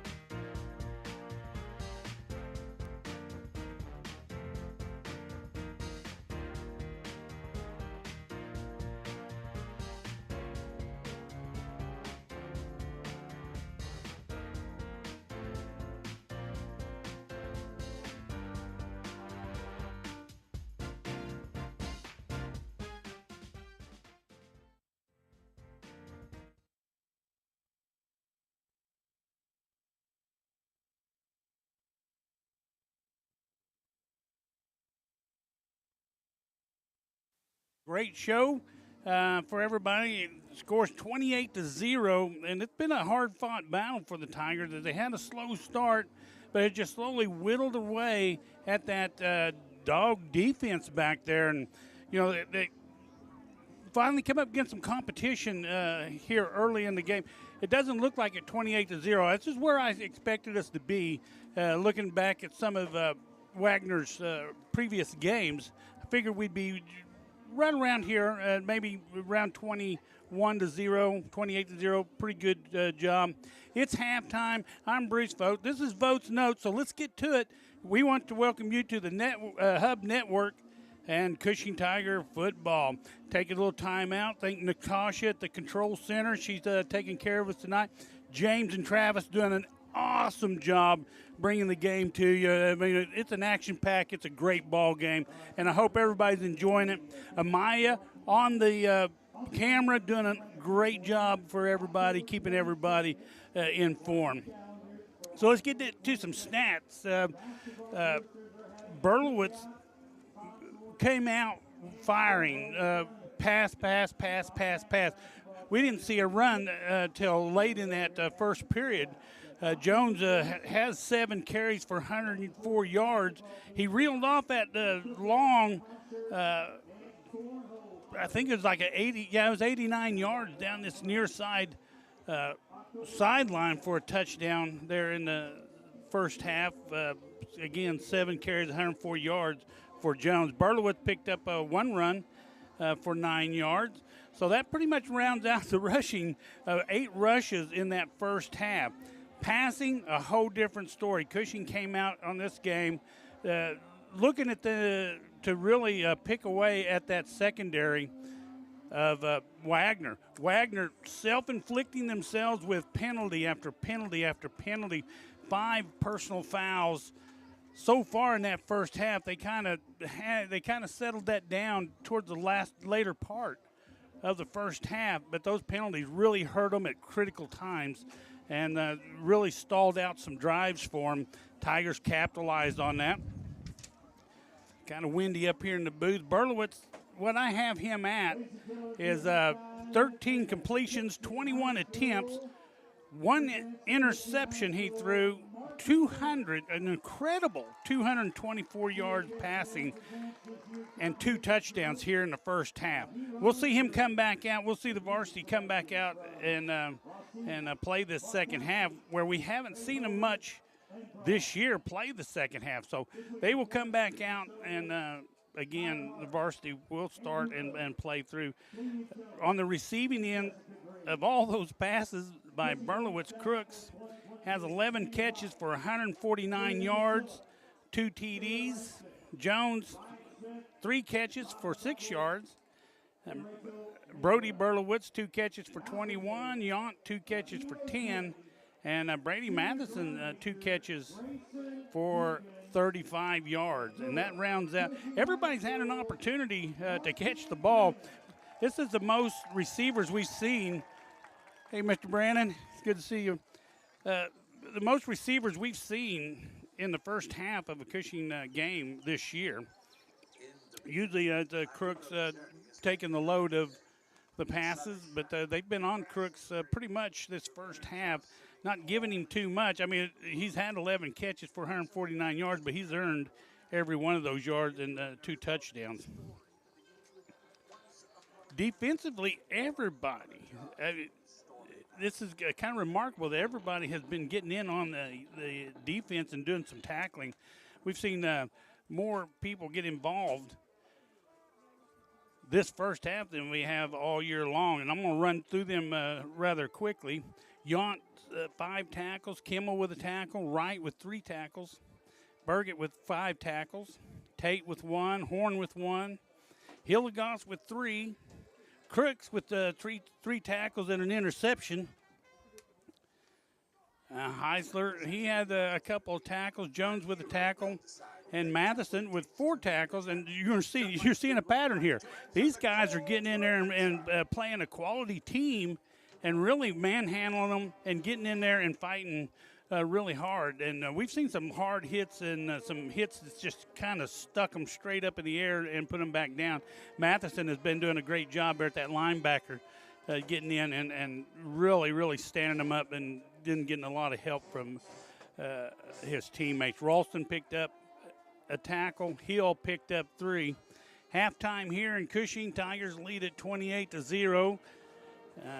High school band from Wagner out on the field tonight. The dancers from little tiny dancers from Cushing will be out. My granddaughter, Parker Vogt, will also be out there on the field here in a little bit. Again, want to thank you guys for joining the Hub Network, Cushing Tiger football. Get ready for the second half as James and Travis will bring you a great second half. I really foresee Wagner coming out and playing a little bit more solid ball game. They started moving the ball, passing the ball there right towards the end of the half, and was pretty effective until Cushing kind of tightened that up towards the goal line. But out in the open field, Wagner did a great job moving the football. So I really foresee them coming out and trying moving the passing a little bit more. Tigers, again, will probably come out. They'll probably run a little bit more, not work that pass unless they start getting into a little trouble. So that second half, Tigers are going to probably do a little bit more running on the ground. So be prepared for that. And with that, you've been with Votes Notes. We got about 8.5 minutes left until the game starts. So get prepared, and thank you again for joining us on the Hub Network. I'm Bruce Vogt and Votes Notes.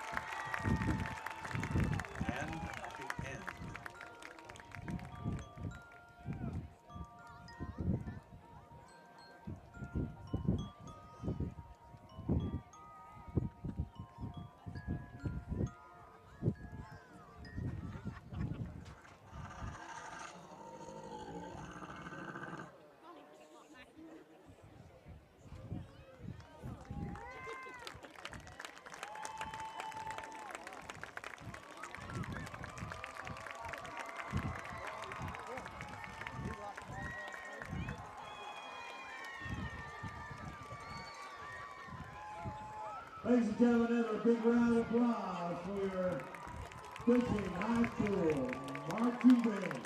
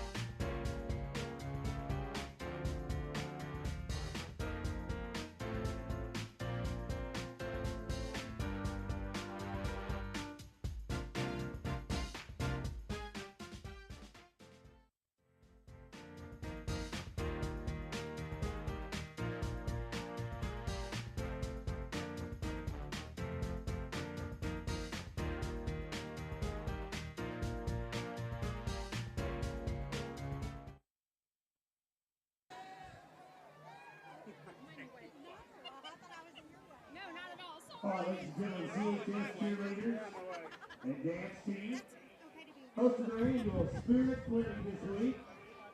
Participants learned cheers and a dance which will be performed tonight by the students. They are from pre-K through 4th grade. All right, take it away.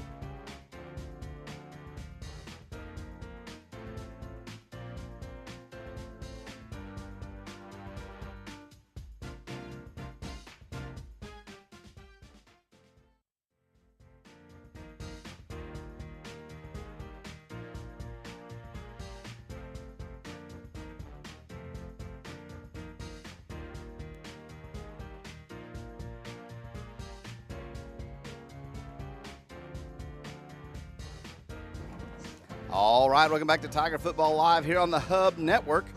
Our next in line producer getting ready there. Just stepping up to the plate and helping out. So we are back in action, getting ready to go for the second half. And Travis, 28-0. Wow, what a game we've got going on. You know, we talked about it early throughout the first half as things continue to progress the Tigers' way. This is what you hope for. This is what you prepare for. It doesn't matter the quality of your opponent. If they are this, you go out and do this, and that's what they've done thus far. And against Wagner, high-quality opponent, top-ranked in the state. Prepare, go out and do what you know to do, and that has been the story of the first half. Now it's time to put the other bookend on the other end of this game, put it behind us. That's right. And don't let it get away from you. You're in control thus far. Make a few adjustments and make it happen. I want to mention just before we get back into action, Cushing Family Practice, Stillwater Medical. Quality care for your whole family now at a new location at 2340 East Main Street in Cushing. You schedule an appointment at 918-725-1901. That is Cushing Family Practice. Wagner will receive the opening kickoff of the second half, and the Tigers will start the half with the wind at their back. And we have seen the wind play an effect on some of the passing game tonight, as it's almost directly out of the north. And if you're not outside, you can step outside and tell it's directly out of the north. Yeah, it's a that's nice, exactly cool right. breeze. And here's the kick from Matheson. When we came in tonight, I saw all these people. Get out of here, Taylor. Rodriguez takes that, and he's out, getting past the 30 to the 35-yard line. So as we came in tonight, we saw a lot of people had already brought their blankets to the stands and then laid them out, getting ready for a cool evening. And really the first, what I consider actually a cool evening. Some people would say cold. It's not quite to that for me yet. No, and as a matter of fact, whenever, and I always joke with my own family and friends that, if you students at school, if you think it's cold now, yeah, it's just the start of a nice cool down. So Wagner will start from their own 35, and that'll be Rodriguez at quarterback. He hands off to Robertson over the right side. Robertson doesn't have much room, so he's wrapped up and taken down. Burgett in on the stop. Call it no gain on the play. Brings up second down and 10. And the Tiger, if you're just joining us, they have that 28-point lead, all really a credit to both sides of the ball. The Tiger defense has done a good job of holding with an interception. We've given up a few plays to the Wagner offense, but never a break-type play, as Rodriguez will keep that one. And then going back to the kind of how the Bulldogs started the football game with a direct snap to Rodriguez, and he runs. That'll get him to the 40-yard line, and a gain of 4 on the play brings up third down and 6. This really, I think, is kind of their game. And the Tigers have shut this down. You and I talked about it a little bit at halftime.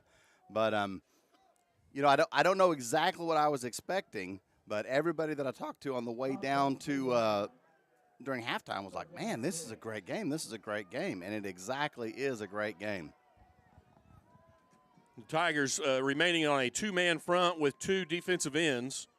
Concentrating on that secondary, and they're sharpening up with the pass over to the right side. Edwards with the reception.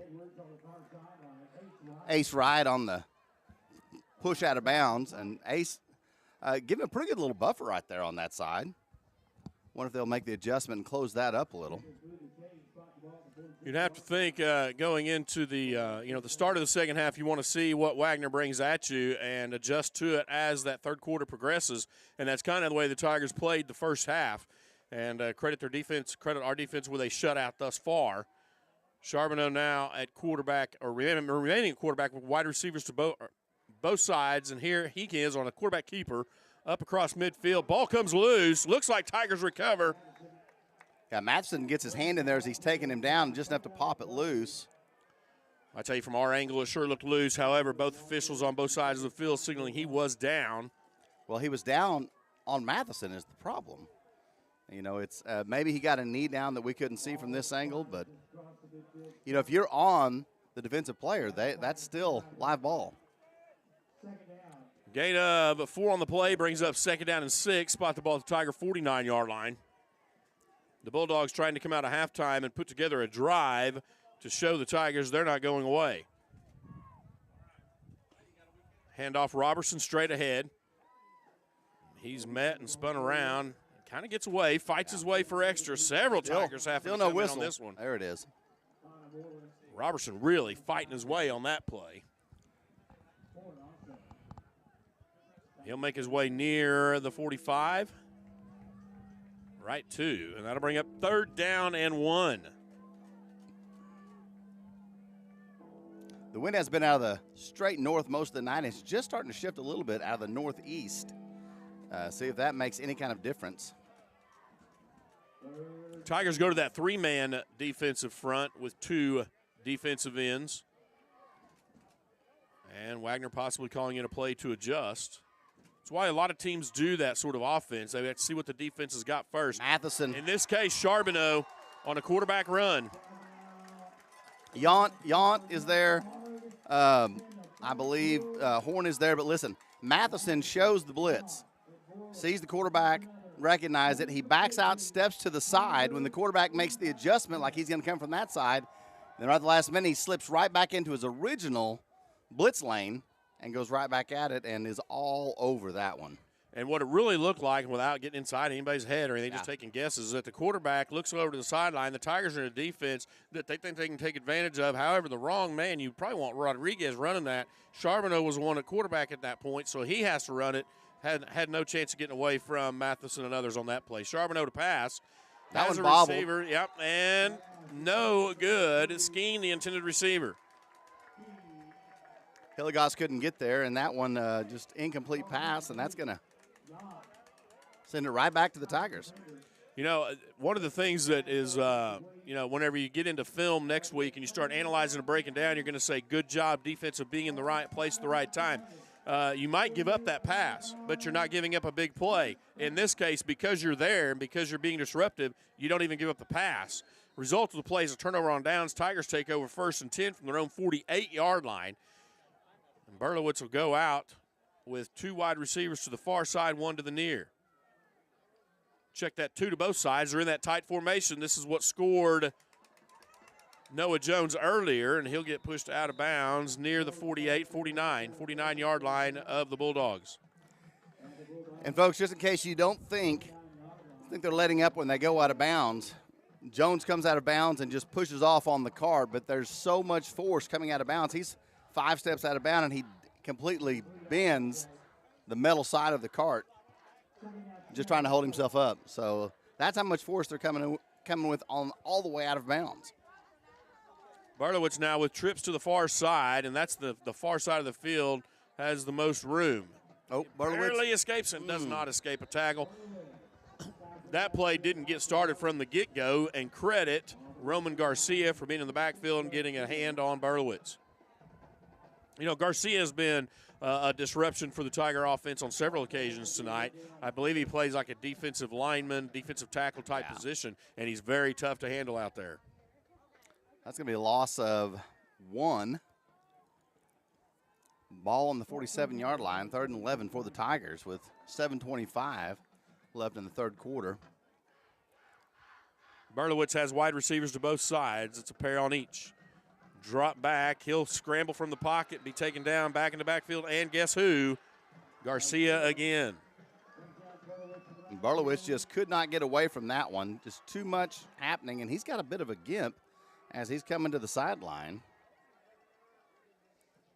So the Tigers' first possession of the second half will result in a punt situation. And the Bulldogs' first possession of the second half resulted in a turnover on downs. So the Tiger defense will come back out about halfway through the 3rd quarter. And Brody Berlowitz will get set to punt from his own 23-yard line. Rodriguez back at the 27 for the Bulldogs. And a beautiful with-the-wind punt. Rodriguez will handle and almost loses it, so goes down with it, and that'll be at the 29-yard line, 1st down and 10. You know, Berlowitz has that bit of a rugby-type punt, and it comes to the side, and you could tell that they've seen the film, they've seen it, and they are adjusting the side and just about get their hands over the top of that one. But Berlowitz does a good job of getting that punt away, and Camden Crooks there just for the touch to mark the receiver down.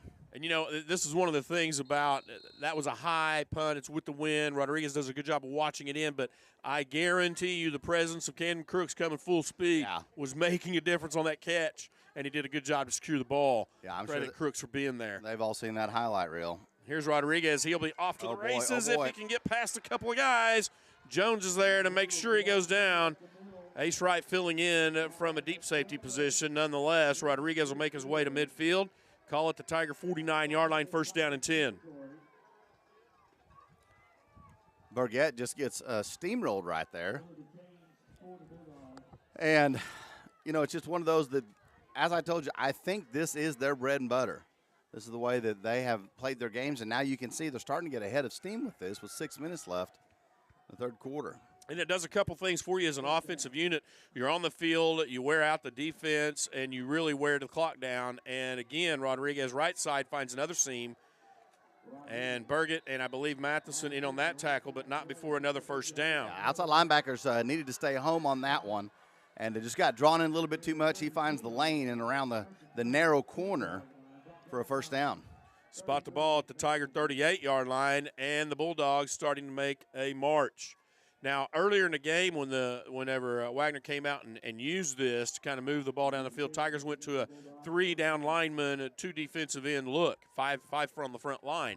And we'll see if they make that adjustment again, and they do. That one skipped off the turf. That'll be Robertson. He'll get the handoff and go to his right, but I believe that's Matheson taking him down maybe a yard, half a yard. Matheson came off the field a few minutes ago and was getting a little bit of attention over here, and you can tell he's coming up a little gimp this time as well. Almost like he's got the wind knocked out of him or something. No gain on the play brings up second down and 10, and to that point, playing both sides of the ball and special teams and being in on so many plays, it just takes a small hit sometimes to make something wear on you. And as the game progresses, we'll want to keep our eye on that to just make sure he stays 100%. Here's Rodriguez catching him from the backside. I believe it's Heisler. That's right. That snap off of the turf as well, just like the previous snap. And there's no chance with the Tiger defense coming in for that to ever develop. So, again, you see the Bulldogs move. You see the Tigers make a shift and an adjustment in their defense to more of a 5-man front. And now Wagner's facing a third down and almost 11 because that Tiger defense changed and those assignments changed, and possibly see Wagner start to go to more of a throwing situation and Charbonneau's at quarterback. He puts Skeen in motion, looks to his right, looks for Rodriguez out of the backfield, and a dangerous pass. Yeah. Burgett there to blow it up. Had he caught that one, it was going nowhere fast. With that incompletion, that's going to be fourth down. There's a couple things on that are vital, and one is the coverage. Burgett was right there on the coverage, but he cannot hit that wide receiver too early. And you talk about perfect timing, perfect anticipation, being in the right spot at the right time. And the minute the ball hits Rodriguez's hands, Burgett's right on top of it. Ball goes wayward. Rodriguez goes down. Play results in a fourth down and 11.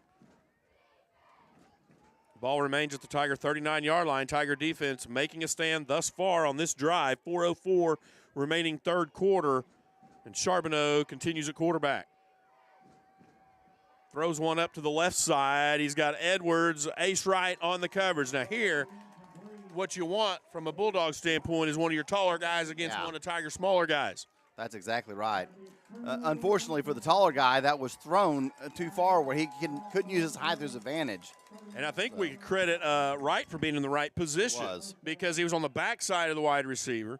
And even if he had tried to go for the ball, really aggressively, he would have had to go through Ace, and that wasn't going to happen without some sort of offensive pass interference. So all the way around, good defensive stance. Tigers take over, first down and 10, just under 4 minutes in the third quarter. Bartowitz, of course, comes back out, trips to the near side. Jones in the backfield. He'll fake the handoff to Jones and look downfield, fires way deep with the wind. He's got Yount. Yount's got the ball inside the 10. Man, that is a great catch by Tyler Yount. And Bartowitz, just like you said, he uses the wind to get it there, but precision shot, and Yount does not have to slow up at all. The fights through, holds on to it. Great catch. Tyler Yount, Tigers in action here. Now with the ball on the 8. And whenever the Tigers get a big play on offense, they go to a hurry-up offense, and that's exactly what they do. Handoff doesn't go anywhere. I believe that one might have gotten them backwards just a little bit. So that'll push them maybe to the 10 and bring up 2nd down and goal. And while that play is going on, the coaches upstairs and some of the communication between the coaches on the field is already taking place for that next next play, especially in a hurry-up situation. Bartowicz rolls to his right, looks to the end zone, fires. Almost caught. Boy, that was very close to being early contact by number 20. Incomplete pass will bring up 3rd down. That's Gabe Rodriguez, and just good timing.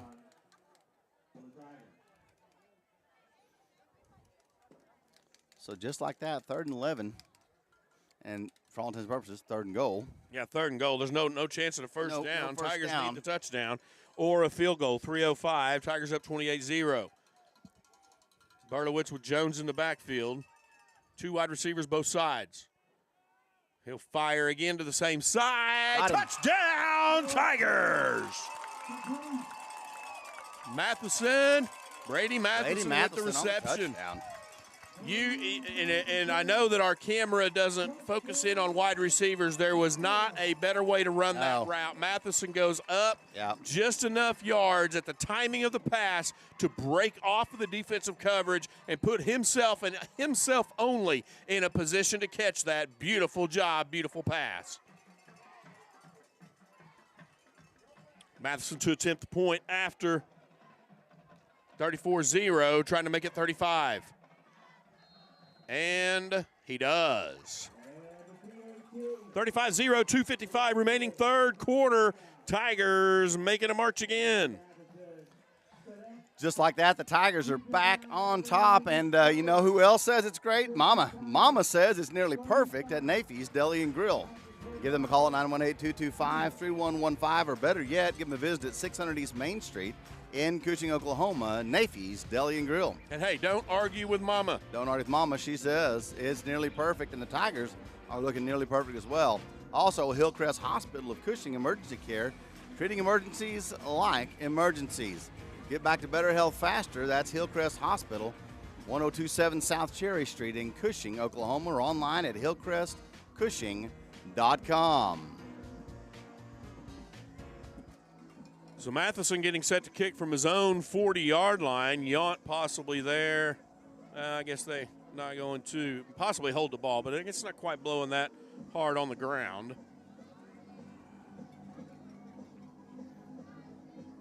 Tiger special teams, and it did blow the ball off. It sure did. The Tiger special teams doing some communicating to the coaches on the sideline, Coach Moore, and possibly trying to get some things in order to where the ball's supposed to go versus what lanes we're supposed to cover.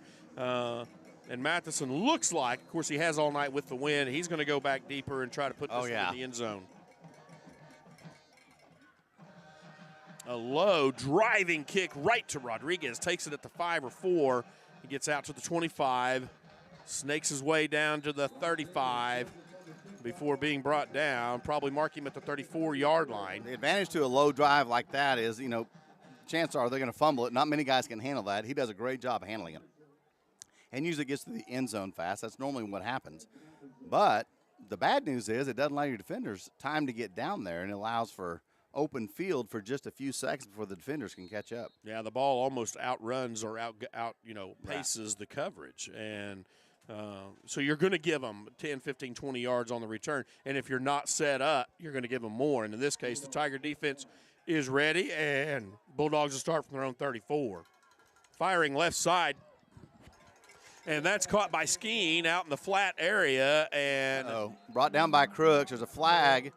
And he's pointing at a Wagner player, and Horn looks excited about it, and he was the closest Tiger in the direction, so you would think this one might go against Wagner. Flag is laying on about the 45-yard line. Personal foul against Wagner.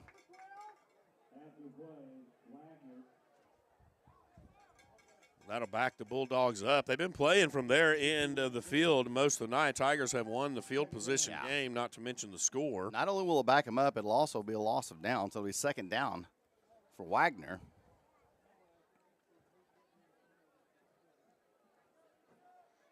And that'll place them at the 24-yard line, first down and 10, and I agree. I don't see it right now. That's not the play. So we'll give them a call at 918-725-1599. Cushing, primary care. Look at 1:41 remaining in the third quarter, and this will be the last minute, 41 seconds. The Tigers have the win at their back, so watch for the Tigers to try to do something quick. And they do come out with Jones. He's got room to the 30. He's to the 25-20. Fights a guy off, gets inside the 10, still on his feet, near the 10. And taken out of bounds and around the 11-yard line. So Jones does just enough of a body juke, and he doesn't do the head fakes. He doesn't do all that. Enough of a body juke to get the defender back on his heels, and he's able to then knock right past him. And two more meet him 5 more yards down the field. Here's one of the things that's going to drive Bulldog coaches and staff and fans crazy, and it's really a credit to the Tiger preparation and game plan. Why was he so open? Why have so many wide receivers been open with field in front of him? It's called execution. As this goes to Crooks, he finds the seam, cuts up, gets inside the 10, fights his way down to the 7-yard line. That'll be a gain of about 5 on the play, maybe 6. It'll bring up second down. But to that point, every wide receiver that has that type of space is making the catch, and then the yards after before a Bulldog is there. Well, it's called execution. That's and right. The Tiger offense and the linemen and the other wideouts have been doing it all night. Bartowitz fakes, passes. It would have been a touchdown. Flags come in. Flags everywhere. Boy, that inside slant route to Yount was wide open. He had no chance of being covered. That's going to go into Tigers. There's what we like to refer to as a bit of an early start. Wouldn't be surprised to see that quick slant pass come back into play here at some point, as the Bulldog defense just giving too much space. Now to this point, they have to. When you got the speed of Yount and the speed of Crooks and the speed and the strength of our wideouts and backs. This handoff to Jones, and he'll make his way down inside. He's got momentum. He's in. Touchdown, Tigers. It is 41-0. 41-0 with 44 seconds left in the third quarter. So narrowly sneaking that one in while still in the third quarter. And Jones finds a lane. And as you were saying earlier, like usually it's not just it's a credit to the line. Everybody else, the other wideouts, the running backs, like everybody works together, and it's usually 4 or 5 plays earlier that's setting that play up when you have someone that wide open.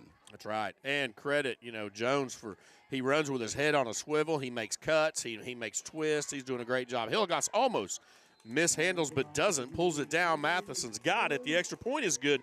42-0. 44 seconds remaining third quarter. Your Tigers hitting on all cylinders. All right, want to mention another one of our sponsors. Go ahead and bring that up. There we go. Cushing Electronics Radio Shack. We have Red Cat Racing, hobby cars, trucks, crawlers, and accessories. Come check them out Monday through Friday at 9:30 a.m. to 5 p.m. at 2010 East Main Street in Cushing. Give them a call, 918-225-1432. And, hey, I'm going to give this one another try. This is our they don't have a website on there. I was looking for the website. I kind of got a little early on that. But Cushing Primary Care, Stillwater Medical, Lisa No, Brian Hightower, Courtney Elliott, Randy Grellner, Bethany Jenkins, and Jamie Griffith. Go down and get all of your primary care needs right there. They're at 600 South Linwood in Cushing. I'm not sure I did any better that time. I think it went a little worse, maybe. I don't know. We'll see. Sorry, Dr. Grellner. And that is my doctor, by the way. And mine as well. Hilligoss giving the special team some instructions from Coach Moore. Yount comes out, and Matheson set to kick the kickoff from his own 40. This time he'll take a less lead.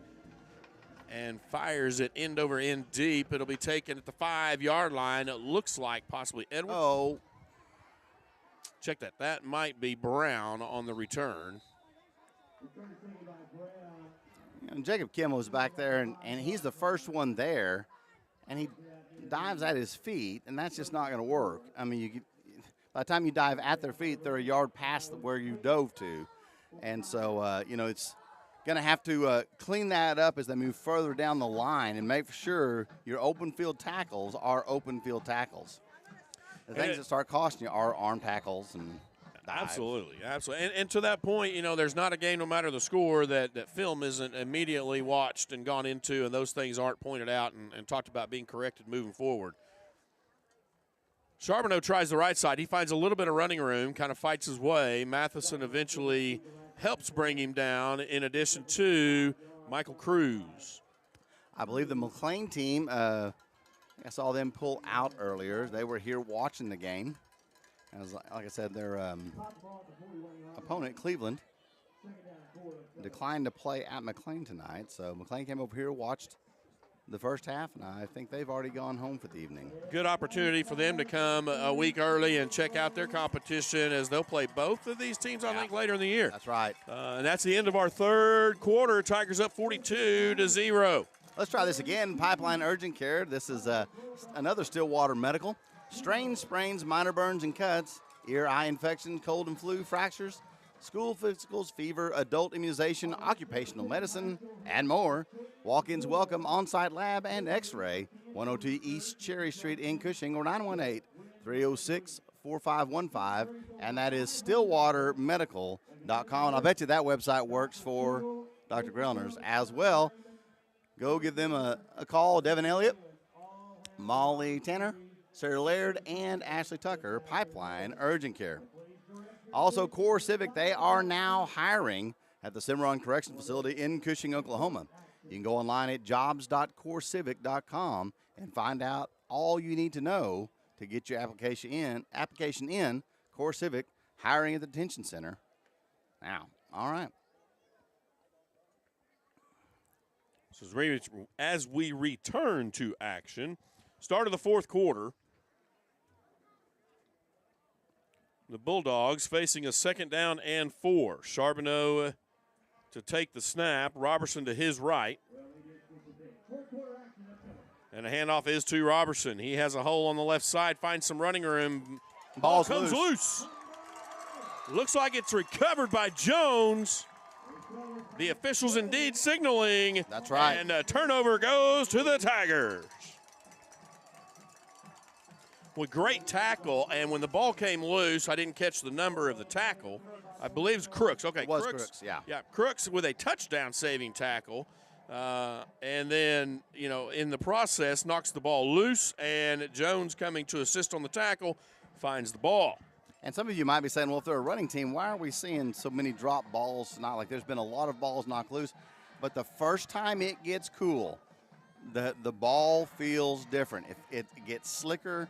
It gets a little bit firmer. Just everything changes. And so that could be contributing too. And it could be just the Tigers doing a great job halfway through the season at knocking the ball loose.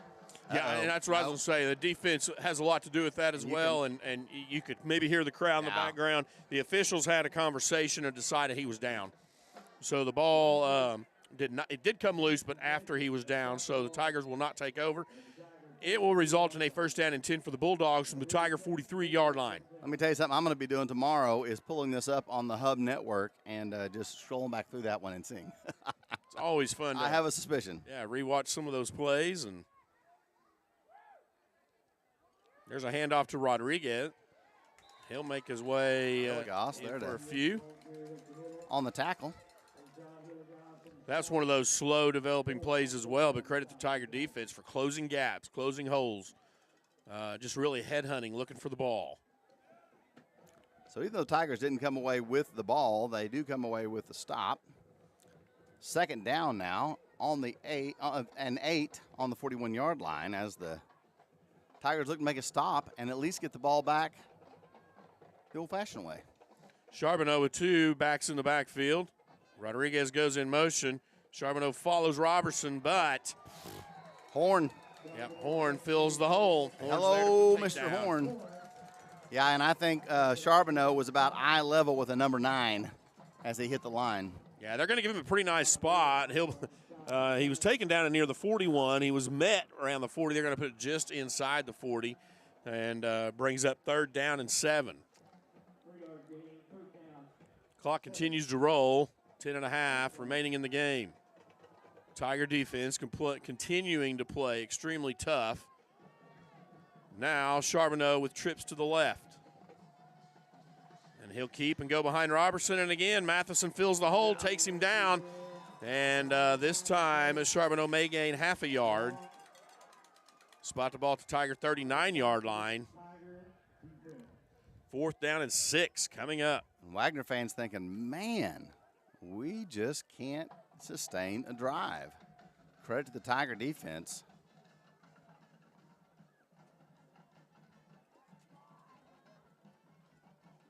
That'll be the quick punt by Rodriguez. Seen that earlier in the game. Nobody back for the Tigers. Does take a Bulldog bounce, only by a yard or 2. So the Tigers will take over 1st down and 10 from their own 9-yard line. With that, I want to talk about Cushing Pride Recycling. You can make an impact by 3 easy steps. You can join.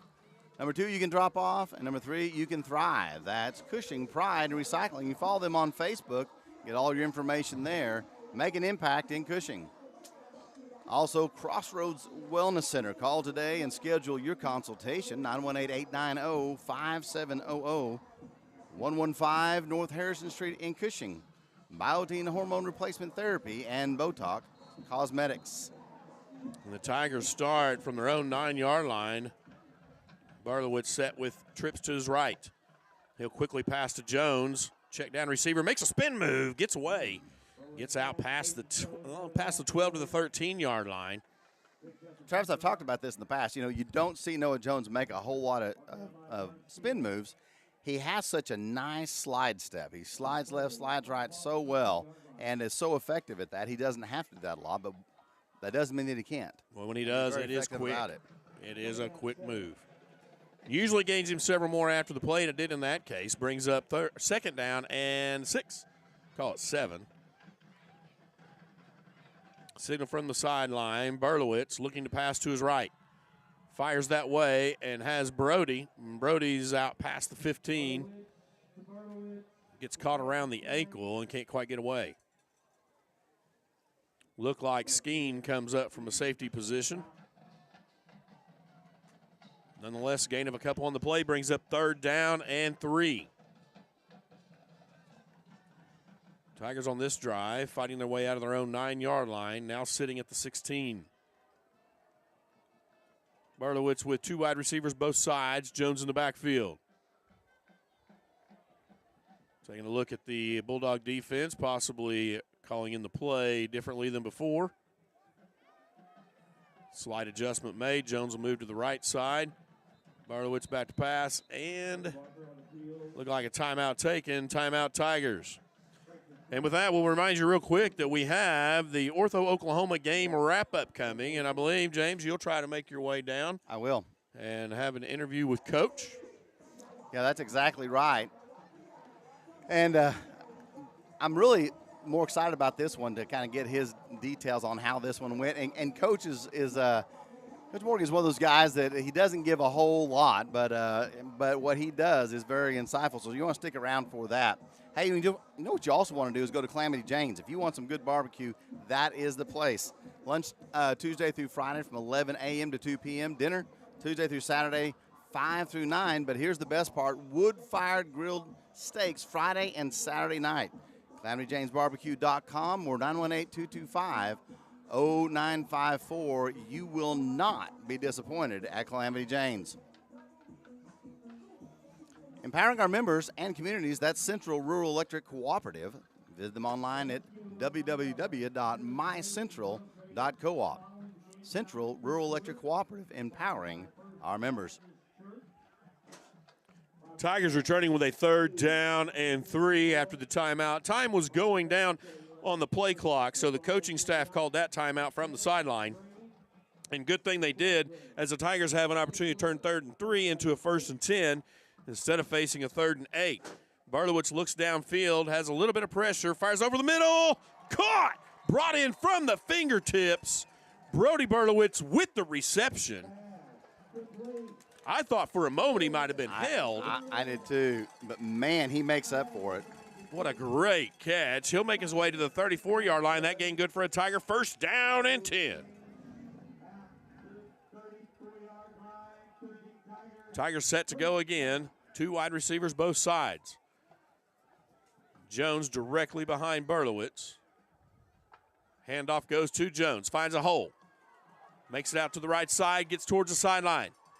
Finds more running room. The penalty flag is thrown behind the line of scrimmage.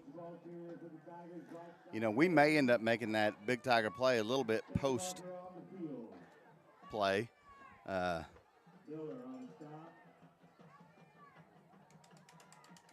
Well, and you know, there has to be, you know, we talked about there's so many big plays that occur, but I wanted just to, my immediate thoughts are the Tigers come out and control things a little bit. There's some smash mouth football going on, but that run from Jones from the 11-yard line and the blocking that took place, and he finds a side.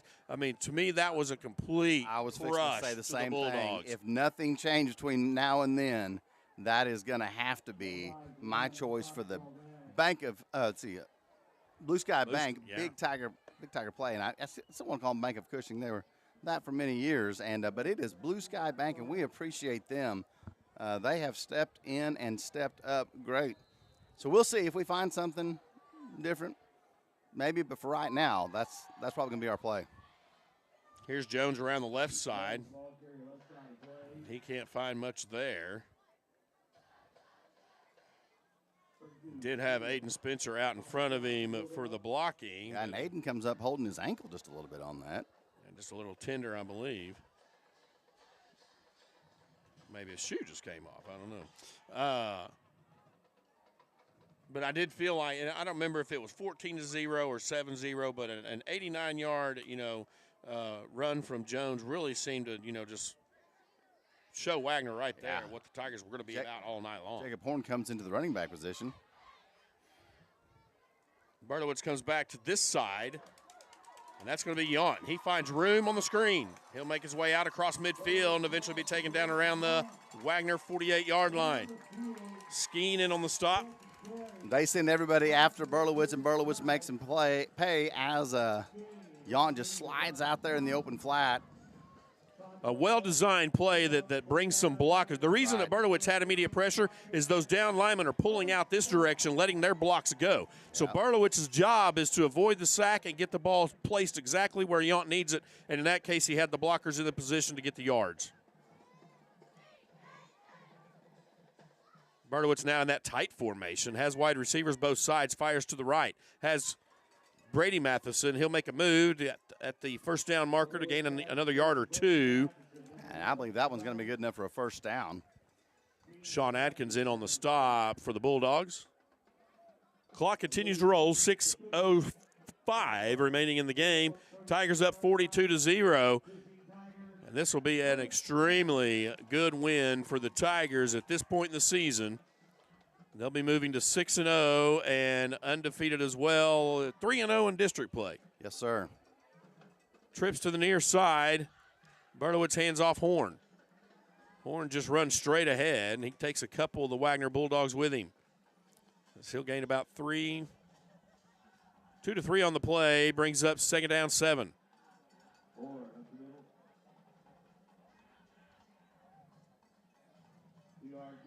How to spot the ball at the 37-yard line, just inside. Referee just makes a slight adjustment.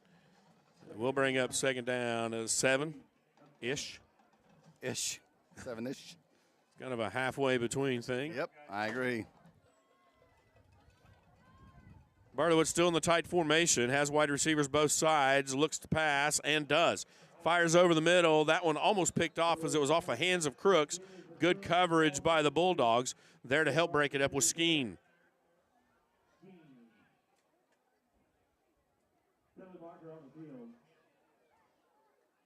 And, one might ask themselves, 42-0, and the Tigers still passing the ball. Here's what the theory in my mind would be come to every game and do what you do. That's exactly and do it right. from start to finish. It does not matter who you play. And that's been the go-to all year. That's been the the mantra of the team is to go and just do what we do. And thus far, at least 6 times thus far, has worked for the Tigers.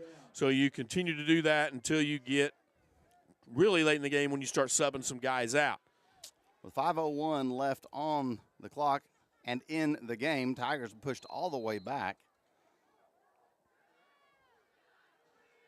And Berlowitz making it even further back as he sprints backwards. It's almost another screen type play. That's exactly right, and just about to the original line of scrimmage.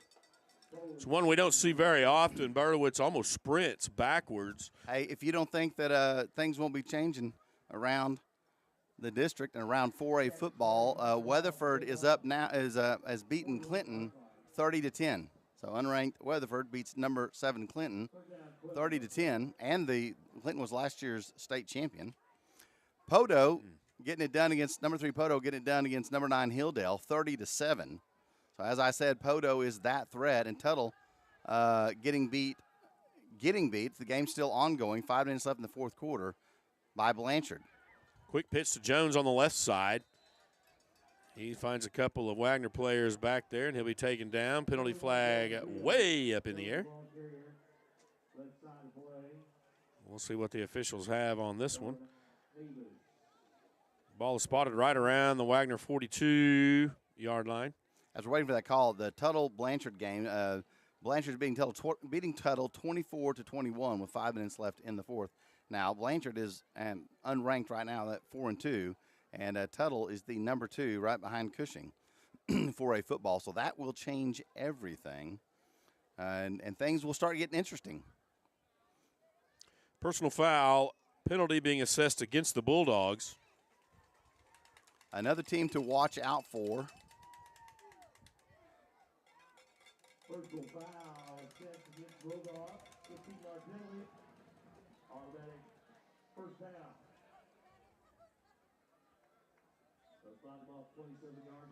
That'll spot the ball at the Wagner 27-yard line. It'll be a first down and 10 for the Tigers. And we are approaching the 4-minute mark in the fourth quarter. Tigers up 42-0. Berlowitz gets the snap, hands off to Jones, who makes a move or two, fights for extra yards. He's eventually taken down. Maybe a gain of 2 on the play. Credit Jones for taking nothing and turning it into something. Right. I just started saying another team to watch out for that will definitely, I'm sure, be moving up if everything stays the same right now is number 5, Elk City. They're beating Cash 28-21. But you remember Elk City coming in here. Elk City is one of those teams that always comes in with a good game plan, coming in a few years ago and upsetting the Tigers' playoff run. And that's the one Podo and Elk City are the two that I would say to watch out for in 4A football, apart from the Tigers, of course. Yeah, most of the research I've done just in leading up to this game spoke of, Cushing Tigers are for real, Wagner's for real, Podo's for real. Right. A couple other teams still yet to be determined. With that timeout, we'll talk about a few more of our sponsors and Cushing Family Pharmacy and Compounding Center. We know how to treat you right. Immunizations and compounding. Give them a call at 918-225-5200. Or visit the 200 South Highland Avenue in Cushing, Oklahoma. Cushing Family Pharmacy. Bill's Easy out 2 locations here in Cushing. And you know what else they've got, Travis? Great barbecue.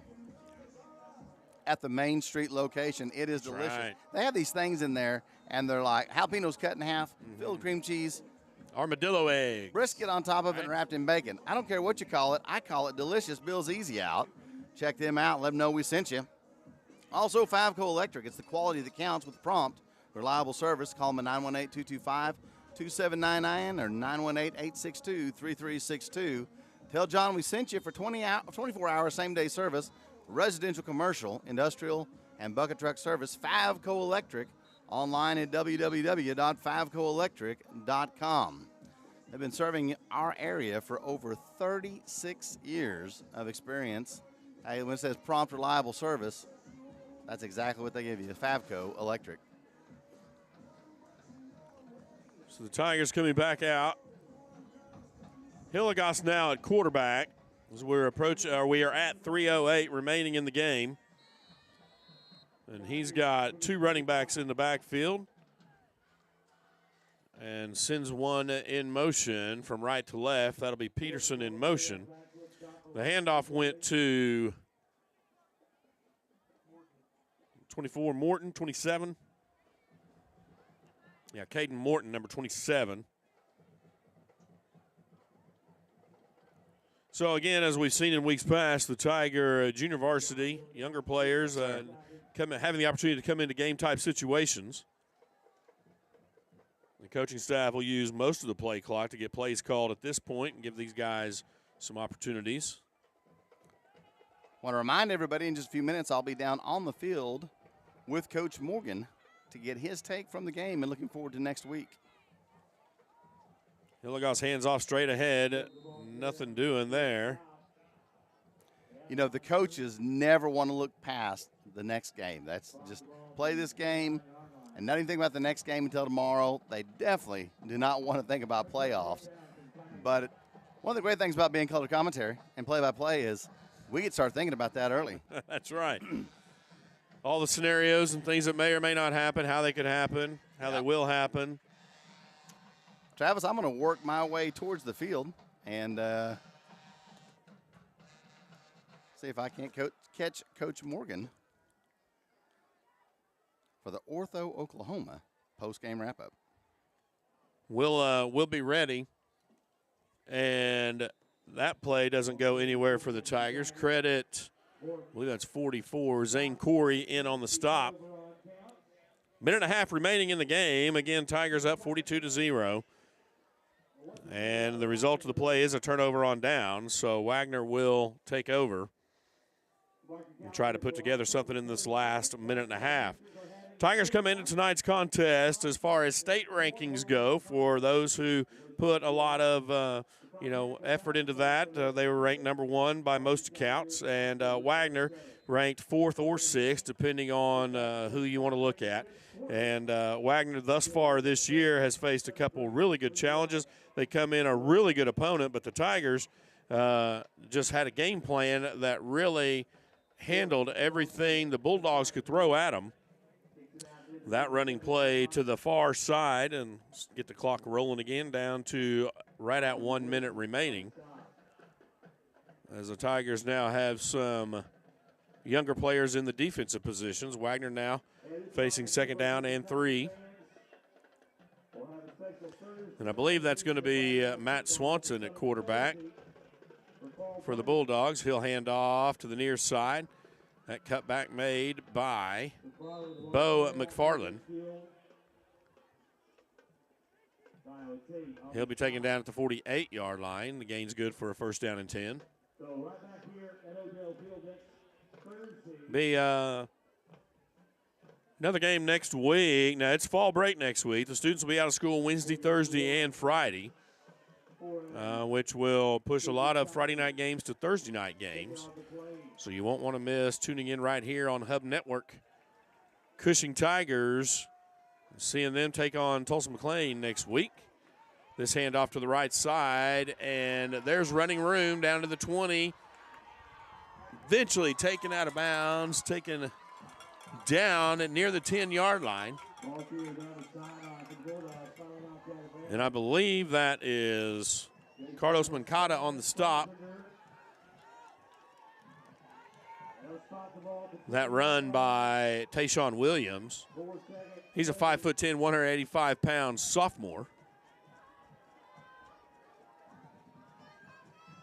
And Wagner hurries to the line of scrimmage, 4 seconds remaining. Correction, the quarterback is Tress Shorten. And he'll keep to the left side and try to find his way.